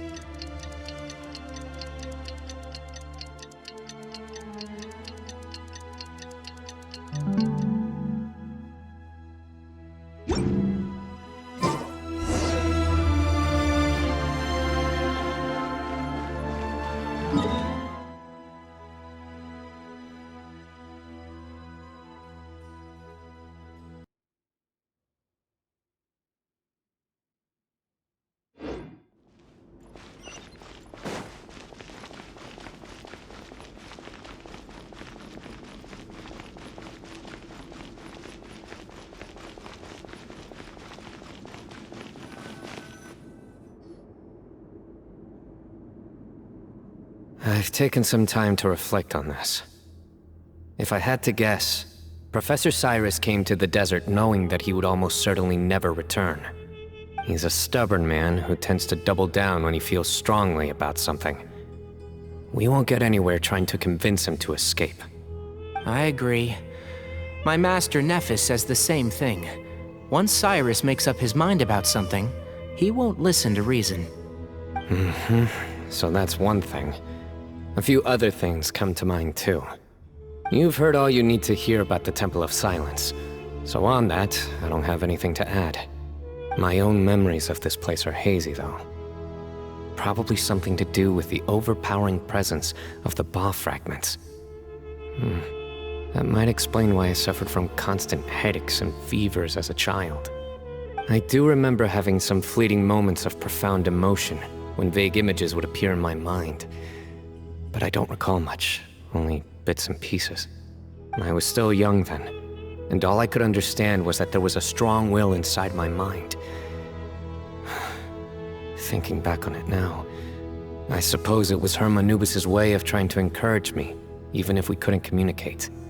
The power that came to inhabit my spirit was probably one of the cornerstones of their whole faith. So if the will and might of Hermanubis is a real, intangible thing, and they are its rightful worshippers, then... You're not gonna give in to their demands, are you? Surely there has to be another way! No. I have no intention of returning it. I need this power to protect Sumeru. But the temple has the right to make the final decision over its fate, since it belongs to one of the 7 pillars of King Deshret. So I will challenge them head-on, and win the right to wield this power for myself, fair and square. This reminds me of something Alhaitham mentioned to me just before we left. He said that the Temple of Silence was originally founded by the ruling elite of the day. Traditionally, such organizations are bound by a strict and ancient code of nobility. Kaveh has made similar observations about the desert tribes from his work trips there. He says many of them have their own internal rules. They talk about the importance of never dishonoring their tribal bonds, or the rules laid down by their ancestors. I think we could turn that to our advantage. Go back to them with a proposal of our own. Wow, and just like that, we've turned the tables on them. Looks like we have the same idea. Turn it back on them now while we still can, in terms that they cannot refuse. That's how we win this. Great. And I know just how to start the conversation. Let's go find Sethos. We'll tell him that I know a thing or two about medicine and would like to take a look at his grandfather's condition.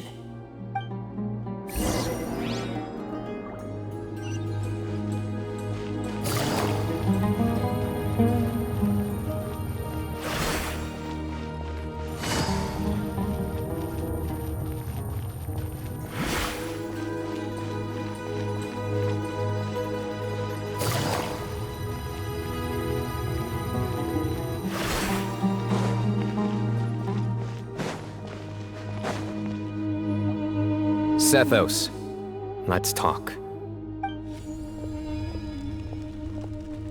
Have you made up your mind? We'll get to that, but first, I have some degree of medical training, so I was wondering if you might let me take a look at your grandfather? I have no objections, although we do have our own doctors here. I doubt you'll be able to tell us anything we don't already know. Only one way to find out. Follow me. Keep your voices down. We don't want to disturb him.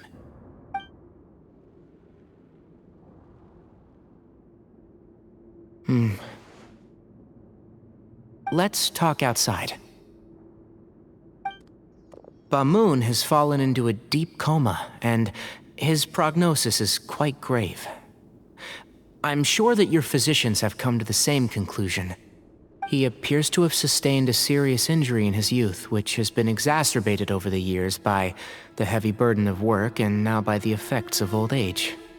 Regretfully, I must inform you that, based on what I've seen with patients in a similar condition, he doesn't have long left. A few days at most. Yeah. I've known for a long time. You're his heir, aren't you? You clearly have a lot of respect for the man. But you also see things differently. You have a broader range of concerns and a more pragmatic approach. So tell me how we can end this on your terms. Let's find a way to bring all this to a resolution while Bamoon is still alive to see it. That's what really matters to you. I know it. Yeah, there's no time to waste here. You know that better than anyone. You know, the two of you are actually in a very similar predicament right now. Both of you have a very different perspective from the men who raised you. Right. And you didn't create this situation. They did, but somehow you've ended up having to make the tough decisions. You're right. We both look at this problem very differently than the people we inherited it from. I accept, Cyno.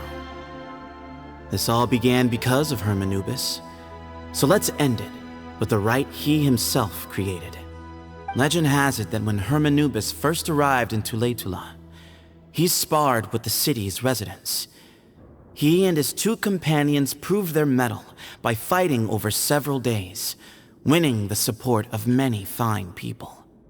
That group of supporters were some of the first members of the Temple of Silence, and the sparring matches were enshrined as one of our founding rites, the rite of duels. It's where it all began. Sounds very fitting. I'm in. As a fellow vessel of Hermanubis, your ties to the Temple of Silence run deep. So I will permit you to participate in this rite, along with your chosen companions. 3 against 3.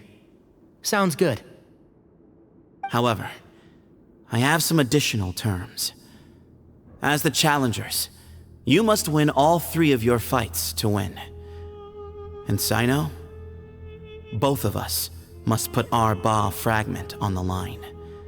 The winner takes them both. Letting Cyrus leave with one of the Ba fragments was a mistake, made by my grandfather out of pity. It is a long-standing issue that must be addressed for the Temple of Silence to move forward.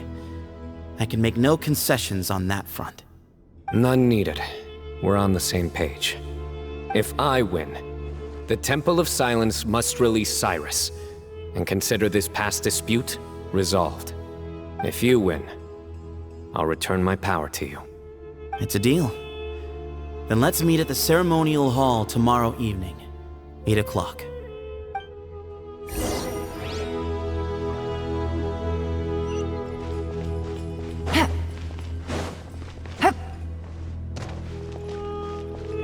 Take it easy. Well, after how that went, there's definitely no turning back now. There never was. Turning back hasn't been an option for me since the moment the professor slipped away to return to the desert. You have to win. You need this power, both as General Mahamatra and for yourself. Yeah, that's right!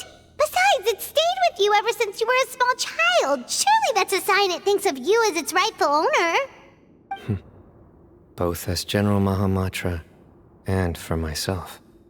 Yeah, when you put it that way, I've had to overcome a lot to tame this power and claim it for myself. Not everyone could have done that. Exactly!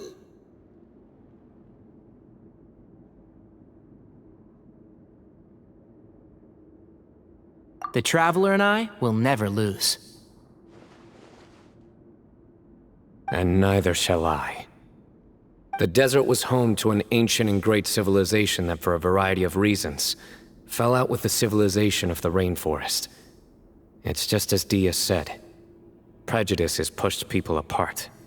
But there must be personal factors at work here too. I can't shake the feeling that Bamoon cares for many more things than he lets on. And I don't think that Sethos is any kind of villain. He's just doing what he thinks is best. Tomorrow, everything will be resolved.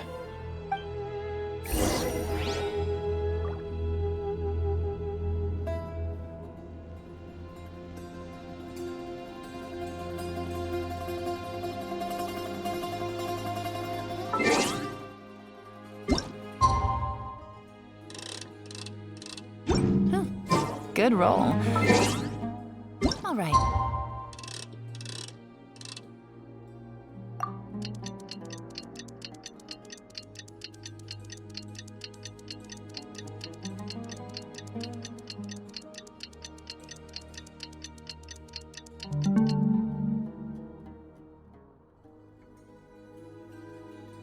Maybe I'll take one more day off and knock out the rest of the work once I'm feeling up to it. Ha!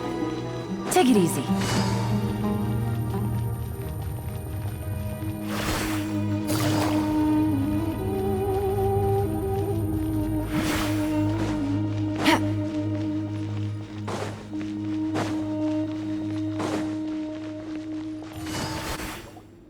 We gather on this day to perform once more the rite of duels, with the greatest of all sages, Lord Hermanubis, as our witness, for his power and authority is present in our midst. This is our most sacred of ceremonies, and no disruption from the audience shall be tolerated. It is incumbent upon all to observe the duel with the utmost respect and reverence throughout the proceedings. Representing the Temple of Silence, the Defenders.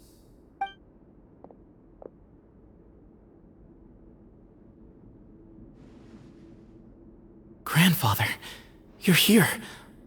A rite of duels after all these years.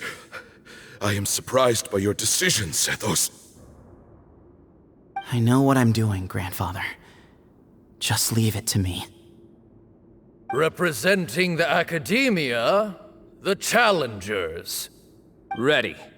We will fight to have our voices heard. Warriors, take your positions and decide on the order of battle. We come not to debate what brings our challengers here, nor what will become of the defeated duelists. Duelists, the might of Hermanubis himself is at stake here. Now, fight. Fight until the rightful victor is proclaimed! Huh? Are you sure?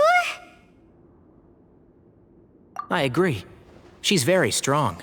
Sending her out first will definitely intimidate the opposing side. Okay, then you're second.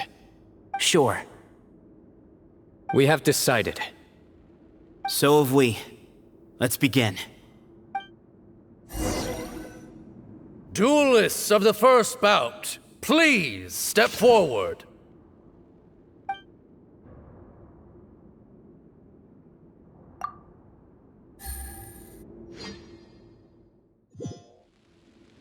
Don't forget, safety first!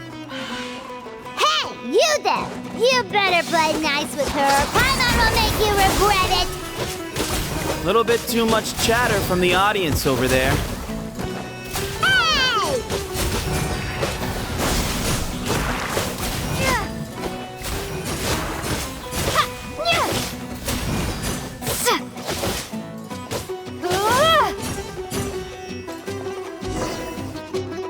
A swift end to the first bout.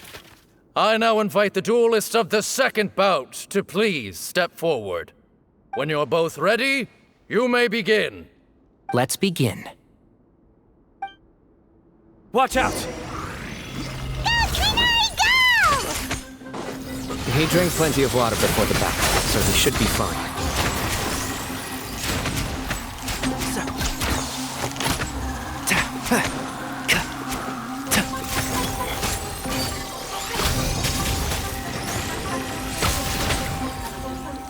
And Shroud!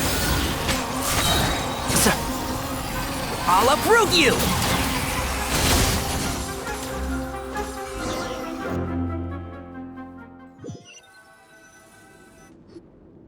Thus ends the second bout. We will now move to the third bout. Duelists, please step forward. I'm ready. So am I. This is the final stage of the rite. I remind you both that the terms you agreed upon in advance are binding. When you're both ready, you may begin.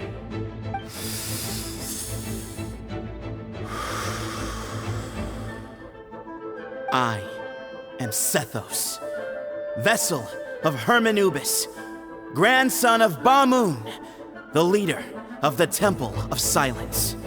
For many years, we have kept our covenant with Lord Hermanubis by guarding the secrets of King Deshret. And even in our darkest hour, when we could not see a way forward, we chose not to abandon hope, but to embark on a brave new experiment so that we might prevail. We earnestly sought Lord Hermanubis' wisdom and power, longing to see his spirit and his light descend upon us. Now, I will fight to become the rightful wielder of that power! I am Cyno, General Mahamatra of the Academia, student and successor of Cyrus, the Sage of Spantamad. I fight in defense of my power, my professor, and my nation. And you, I think you left some things unsaid. This is a sacred duel, and Hermanubis is watching. So bare your soul. Everyone, old and young, fit and frail, they're all waiting to see how this duel will end. My grandfather is a wise leader. He is also known to be a ruler who is not afraid to get blood on his hands. I understand his beliefs well, and I know what he expects of me. But our faith has held us back for too long. After I grew up, I went to the rainforest once, and I saw for myself the people of the city. Times have changed. The people of Sumeru are happier and more free now than in the past. I thought about this as I stood at one of the tallest points in the city, gazing down at the streets below. Then I thought of you, Cyno. You and I both wield the same power. Yet the lives we lead could not be more different. Each Ba fragment of Hermanubis stands for something different. Might, glory, or one of many other secrets that have yet to be revealed. I once thought that the nature of our fragments must be what makes us so different from one another. But maybe it's that you've found your answer, and I am still searching for mine. I am more than just a warrior. I am my own person. Exactly. The name Hermanubis has left its mark on both of us, shaped the course of our lives. We are his vessels, and yet we are more besides. So show me your answer, Cyno. Show me I can be more than my faith, more than the power I wield. Show me the person I can become!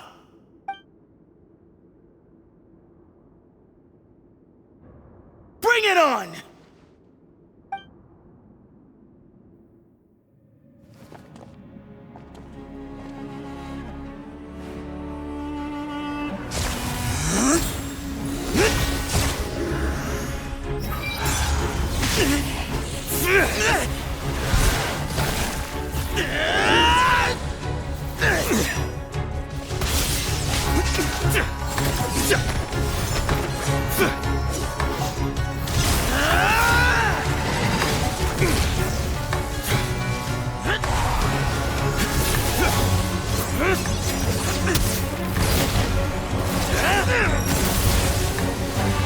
That's all you've got?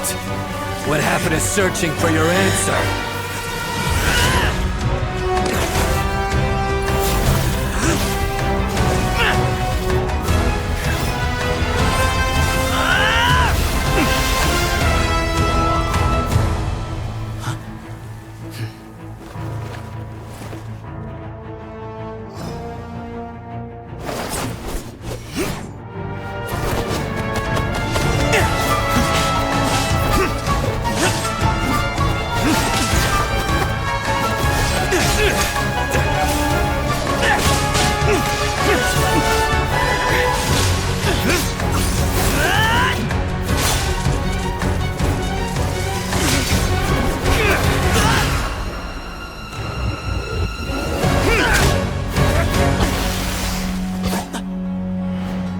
Fight's over. Do you yield? You won. Well then, looks like you found your answer.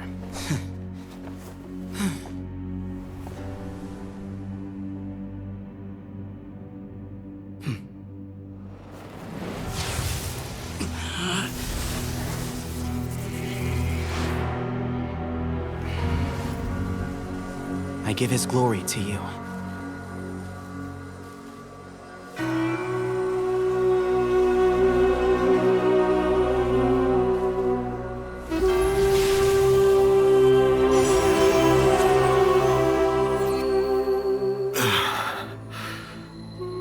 I've seen that light. That is the light of our Lord, the great Hermanubis, priest over all other priests. His spirit dwells within that lightning, and his will lives on. Once a warrior of Tynar, he emerged from the barren desert sands to serve the god king Al-Ahmar.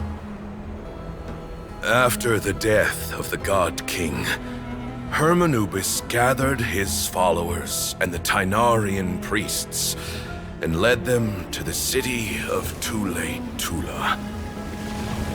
There, they founded the Temple of Silence, and from that day forth, we became stewards of all knowledge that survived from King Deshret's civilization. Barely a century passed before war ravaged the desert, One by one, Eremite leaders took up arms against each other in battles that would devour what little remained of their civilization. Only the wise city of Tule was spared under the guiding hand of the Tainarians. But peace did not last. Coveting the knowledge of King Deshret, the beasts set their eyes on Tule. The king of Gurabad laid siege to the city and ordered the sages to surrender to him the Temple of Silence as proof of his victory. The ruling elite colluded with their oppressors, betraying the temple so as to hold on to their rule over the city. They declared that the knowledge guarded by the temple was the true cause of corruption. These were dark days, and we faced enemies on all sides. Our Lord had long since exhausted his strength, keeping the forbidden knowledge introduced by King Deshret at bay. To ensure the temple's continued survival, he broke his being into many pieces and began the ceremony of Hermanubis' legacy, bestowing his power upon his mortal followers. With this power, the temple was able to defeat the tyrant's army. Yet, we were not hailed as heroes. Strange and unfamiliar as this power was, it struck fear into the people's hearts and drove them to reject us. In the end, the people of the temple and the Tule Tainarians left the city for good and made their way to the rainforest. What followed next was inevitable. The elite of Tule fell and were decimated. War engulfed the desert. And we wandered from place to place, always in hiding, all the while keeping close watch over our secrets and staying true to our mission. Betrayal forced us out of the desert and into the forest. Then mistrust drove us from the forest into the desert once more. We have lived in exile for far, far too long. Yet, today, the Temple of Silence has borne witness to the glory of Hermanubis once more. Thank you.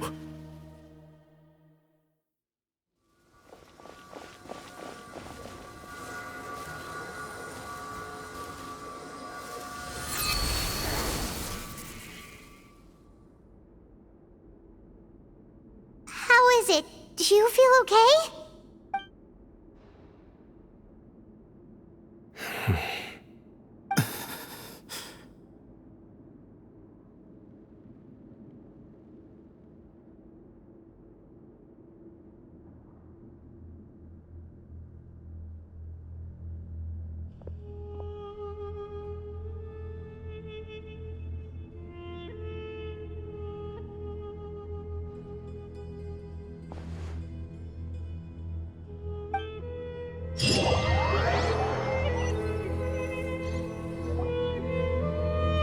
Grandfather.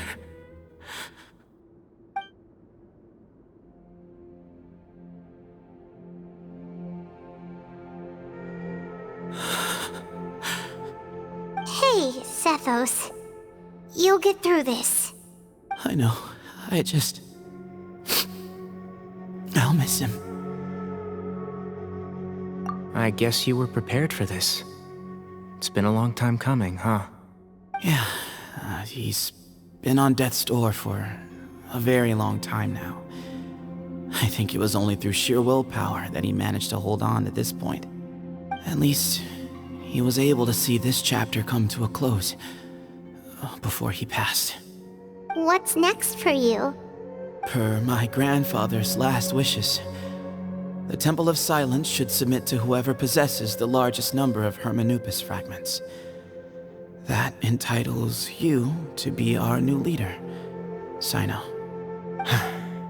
But that's never going to work, as I'm sure you realize. I'm the General Mahamatra.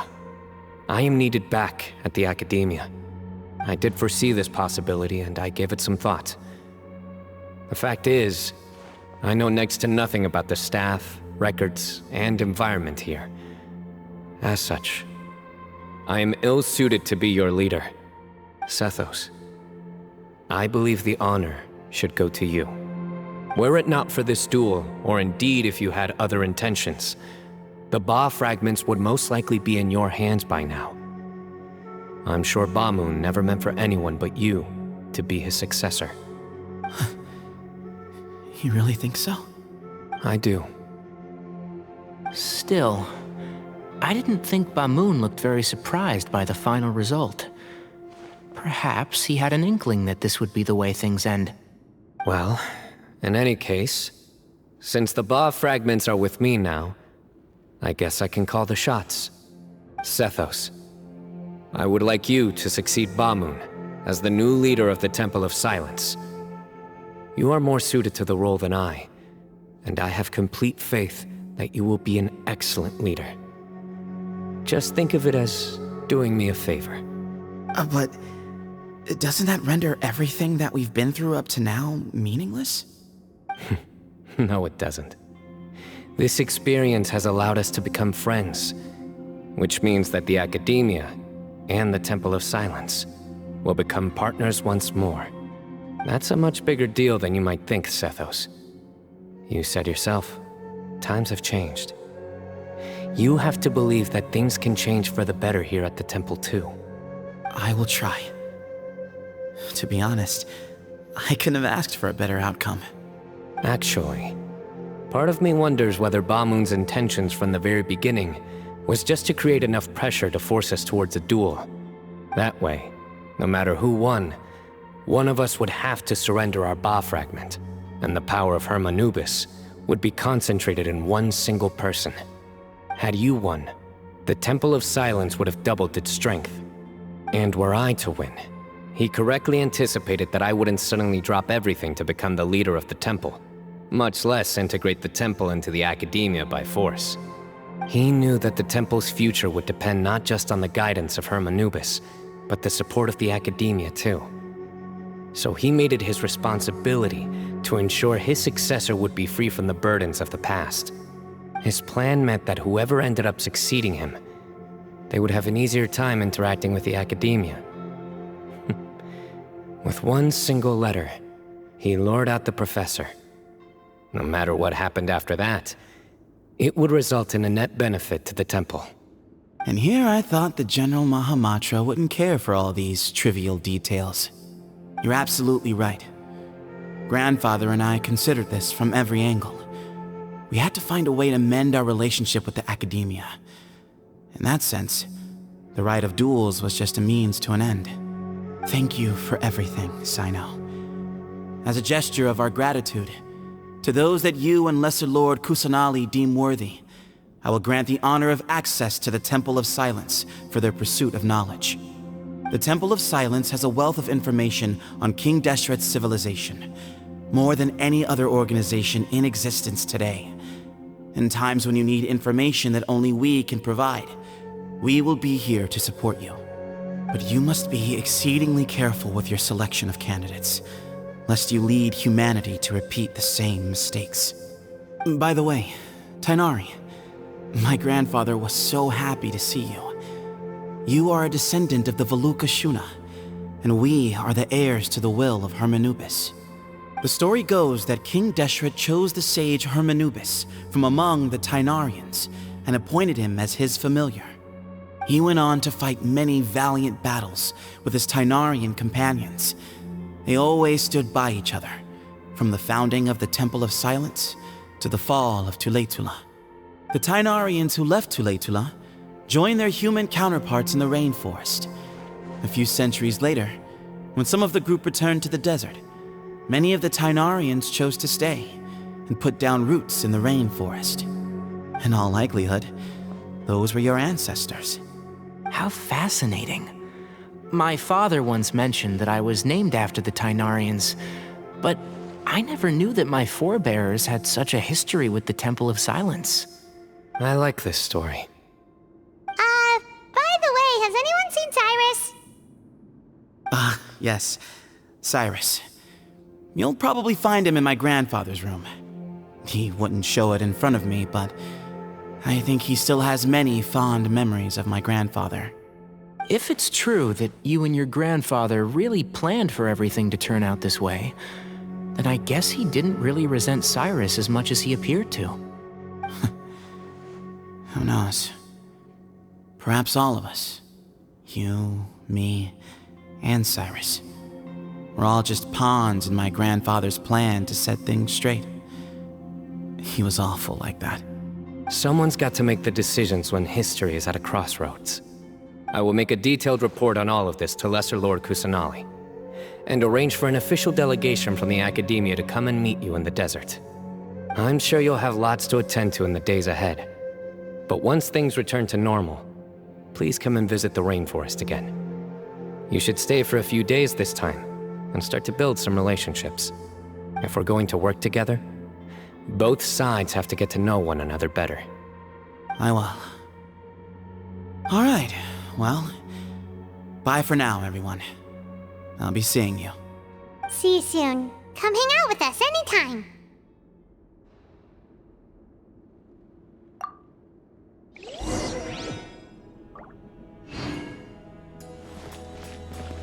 Grandfather, we did it.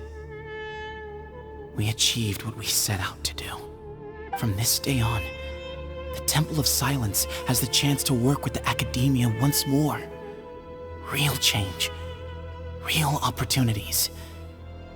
They are now within our grasp.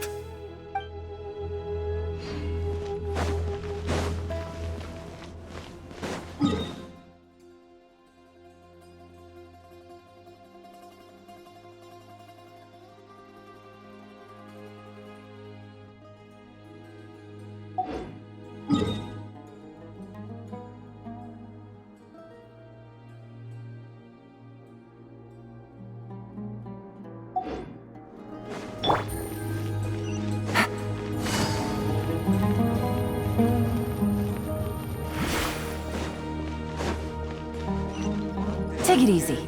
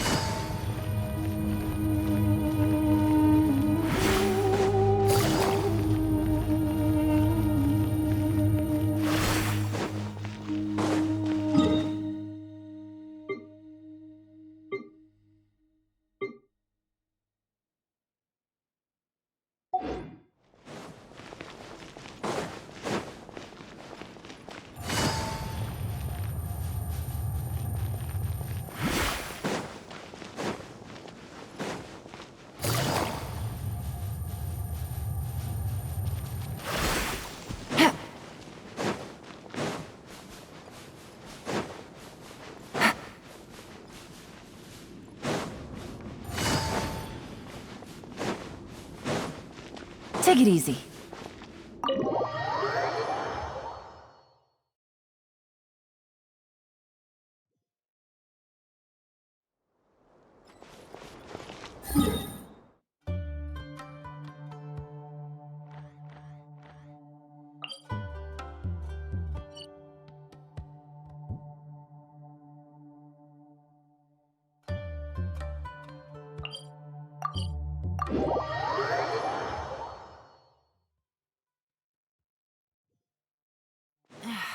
This blinding sunlight is such a pain. No way I can get a nap in this weather.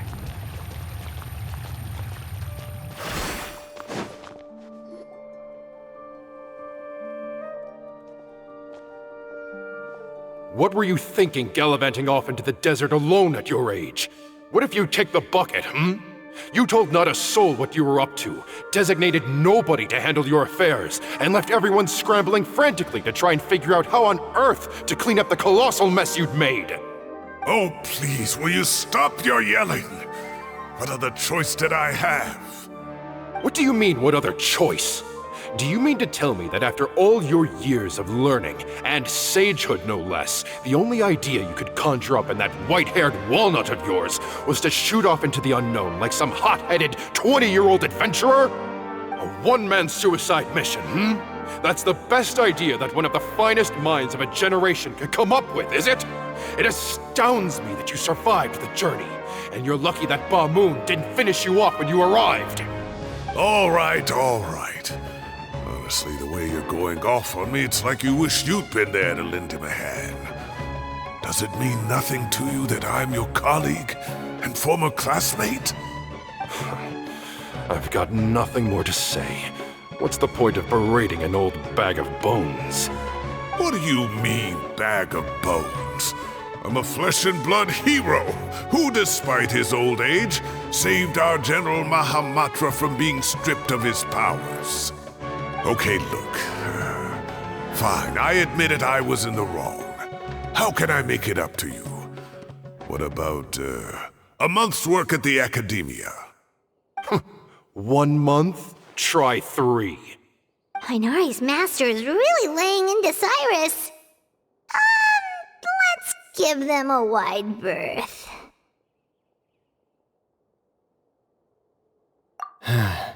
Professor brought this on himself.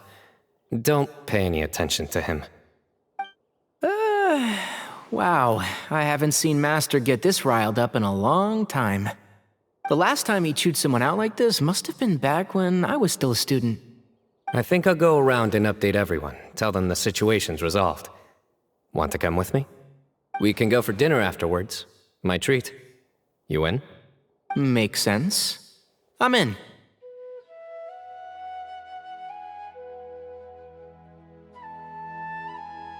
Hyman's coming too! Let's go!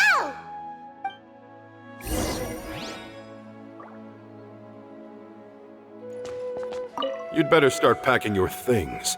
Report for work first thing tomorrow morning. I'll be waiting for you. What about my allowance? Oh, and is lunch covered? How about dinner? Don't push your luck. Let's not forget who is compensating whom here. Hey, man's gotta eat. Help me figure out something for lunch at least. I'm counting on you.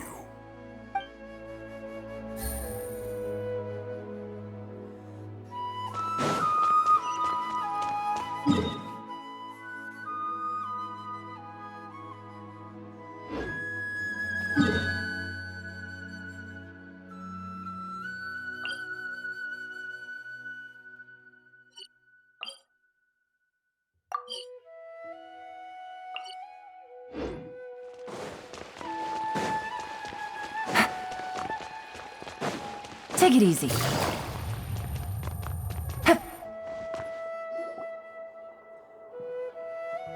Hey, Kale. You're back!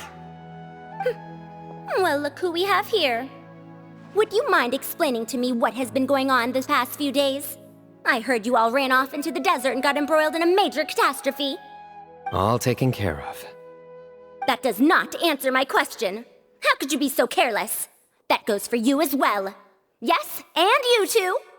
When you run into problems, you really ought to ask for help, you know? I've been around the block. Don't you think it would have made sense to involve me? And let's not forget, I know the desert like the back of my hand. Now would not be a good time to attempt to argue with Farazan. You're right. Mm-hmm. It's not the first time that I've had to talk to you about this sort of thing either. You need to learn that there are times when the right thing to do is get a more experienced member of staff involved. Do I make myself clear? Because if you don't, Kale, please do something. He's giving me the signal. All right, guess it's time to play my ace in the hole. Say, Madam Farazan, I can see you're pretty upset, but, I was just wondering, remember that time you offered to give me a tour of the Academia? Does that offer still stand? Huh? Wait, did I hear that right? Kale, you remember? Wonderful. Well, of course the offer still stands. Come on. Madam Farazan will show you around the old classrooms.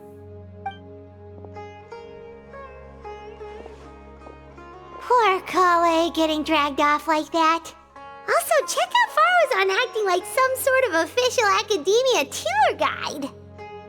Kale! Cup. Huh?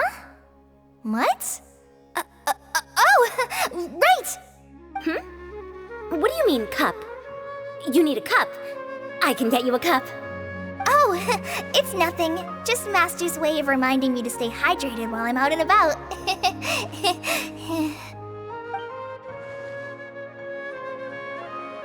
It's code for let's reconvene at the cafe. Tainari and I used it while we were in school, and it's become something of a family tradition now. Oh, that's kind of fun. 2 people left. Let's bring them along too.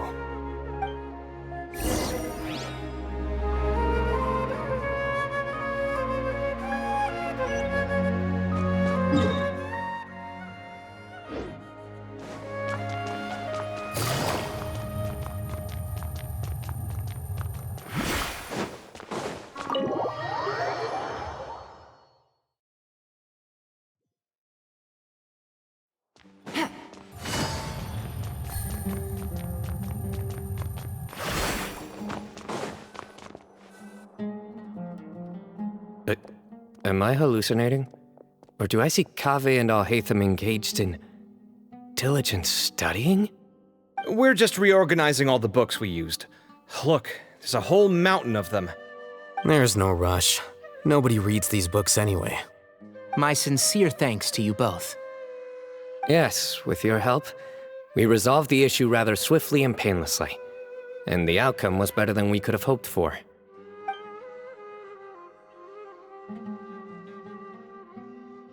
I see. The Temple of Silence resorted to rather unique means of self-preservation. It explains how they managed to remain hidden for so many years. And it sounds like they managed to preserve a whole load of ancient documents as well. I'd love to go check those out if I ever had the chance. That day will come. The Temple of Silence is a hugely important organization, and we'll be sure to maintain good relations with them in the future. Now, as a token of my appreciation, I'd like to treat everyone to coffee. Sounds good. Yeah, sounds great. Although after the last few days, I don't know if I can handle another coffee, but I can just order something else. Sure. Let's go.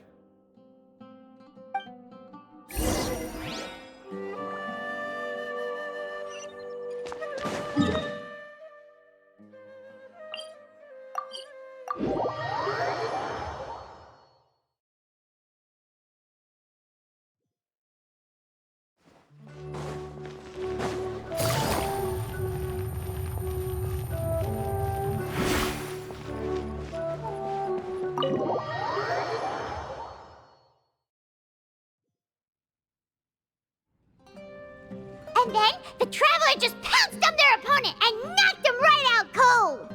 Then there was Tainari. He put up an amazing fight too. We ended up winning all 3 bouts. Whoa! Part of me wishes I'd been there to see it, but I'd have been biting my nails off worrying about you guys. A truly edifying account of the events. Bereft of detail, but it has livened up the room all the same. Hey, Paimon included all the juicy details. The Traveler just pounced and then waved their sword like this, then spun around and blocked. Despite winning 3 bouts in a row, you still ceded the position of leader to him. That's very dignified of you, Cyno. Of course. Being dignified comes with being a true champion. I got to be a champion too for once. I've not sparred much with desert folk before. It was a pretty unique experience.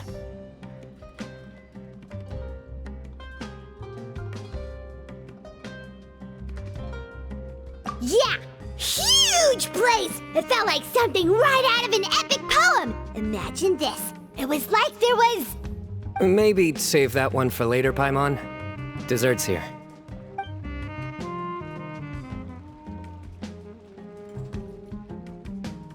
I think that'll do me for today. Shall we stop off at the House of Dana again before heading home? We should probably finish putting all those books back. My thoughts exactly. See you around. I should get going as well. See you all later. Make sure you get some good rest tonight. I need to go say thanks to the Core 30 for their help. Also, Sir Nephis says he wanted to introduce me to some of the Academia's work processes. So, I gotta dash too. Kale's come a long way. She's much more confident at dealing with other people these days. Everyone's a work in progress. You never stop learning. Yeah, true.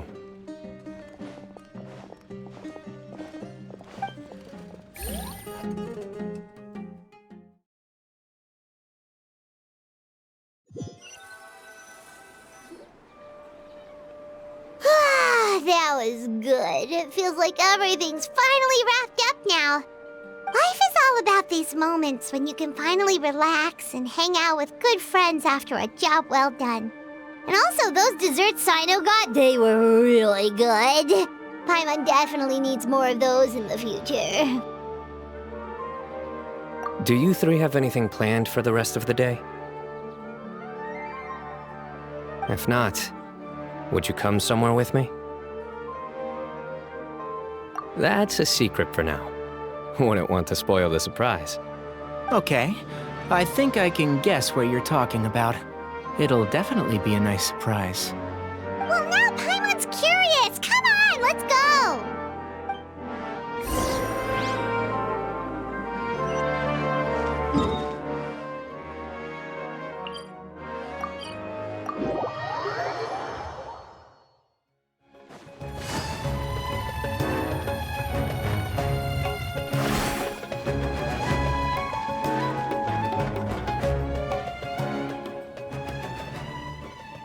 Been a while since I last made my way up here. Wow, look at this place! We're so high up! Need any help?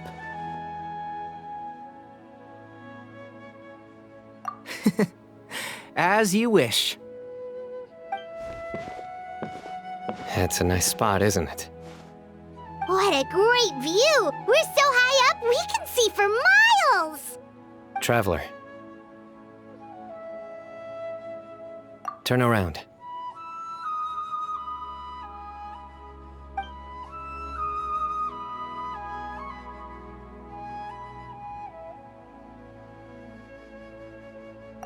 This is my secret base. Somewhere I only bring my best friends.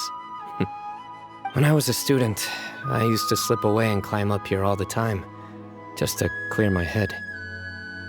I was quite young then, and hadn't made too many friends yet.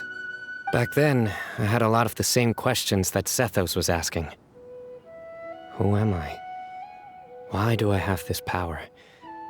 And what should I be fighting for?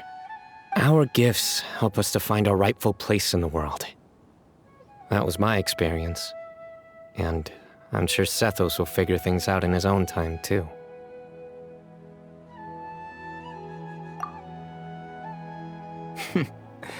You two really are like brothers. I feel the same way. Of course. I see no need to be humble when it comes to the facts. I still remember one time when we came up here to chat and do our homework. Cyno accidentally dropped a fruit.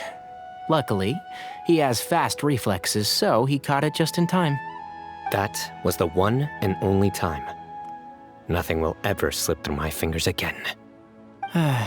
Those were good times. I kinda miss the student life. You know, Paimon really shouldn't be able to imagine Cyno doing something like that, but for some strange reason, the mental image is coming through clear as day. Then make it stop. There's somebody there. It's Professor Cyrus. You guys carry on without me. I'll be right back. Okay. Huh? Hey, you're not supposed to jump down! Be careful!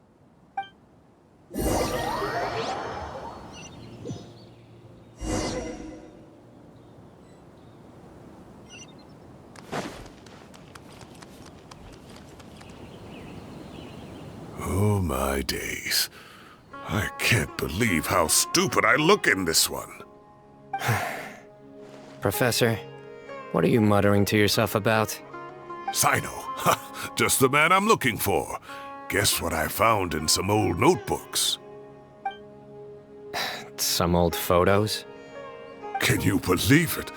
This notebook was just sitting in a pile of odds and ends in the sage's office. I must have forgotten to take it with me, and no one's touched it since. It was still right there. I was at the Academia earlier to discuss my workload with Nephis. I swung by the old office to have a look around and just happened to cross it. Well, time flies. Look how tiny you are in this picture. Still a kid. You look quite young yourself in that one. Ah, it's this one. I remember that. Lisa took it, didn't she? Yep. Looks like her work, all right. Who else could have found just the right angle to make me look so unbelievably hideous? And this one. Looks like we're both dozing off. Oh, cheeky girl. Taking secret photos of us without our knowledge. Is there something you'd like to say to me, Professor? Like what? Like, these are good photos, aren't they? Hey, at moments like this, I hardly know where to begin. I can't pretend I'm a good person. Bamoon had every reason to despise me. And well, so do you if you feel the same way. Don't be ridiculous, you old codger. Is that not what you wanted me to say? Oh, I've dreamt of that place many times after leaving the desert. Sometimes I've dreamed that I was doing research with them again. And other times, I dream of the day they saved my life. Oh, it was one of the happiest times of my life. We all learned so much from one another. You've matured so much over the years, Cyno. Since you're my professor, I should save you some face by not calling you out on all the non-answers you just gave. So, I will do the right thing and keep my mouth shut. Good thinking. Take your own advice next time. Seriously, why bully an old man like me? I thought heroes were supposed to be gracious. Hey, wait, how did I not notice this one earlier? Lisa strikes again. Just how many did she take? Look how cute you were when you were little. I remember how well-mannered you were back then, too. Yeah, and look how serious and professional you used to be. Oh, I can't compete with you anymore. First you get better than me at the deadpan jokes, and now you're besting me at those little quips, too. Don't say that. I still have a lot of respect for you. Huh, that's more like it. Hey, what would you say to meeting up with Lisa again sometime? I'd like that. Let's find a time and pay her a visit in Mondstadt. All right, I'll add it to my schedule. Let's go next week. Wait, no. Next week is the tomato growing competition. I have got to beat Zaha Hadi. Or you could find a real hobby, Professor.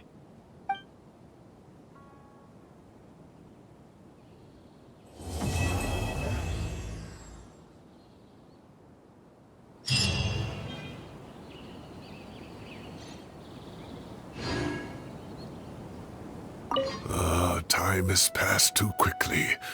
The children have all grown up. But it turns out grown-up kids are no use. When Nephis comes after me, Cyno still can't do anything to protect me. Oh, that boy. Great view today. This atmosphere calls for a joke out of left field, to catch the listener unawares.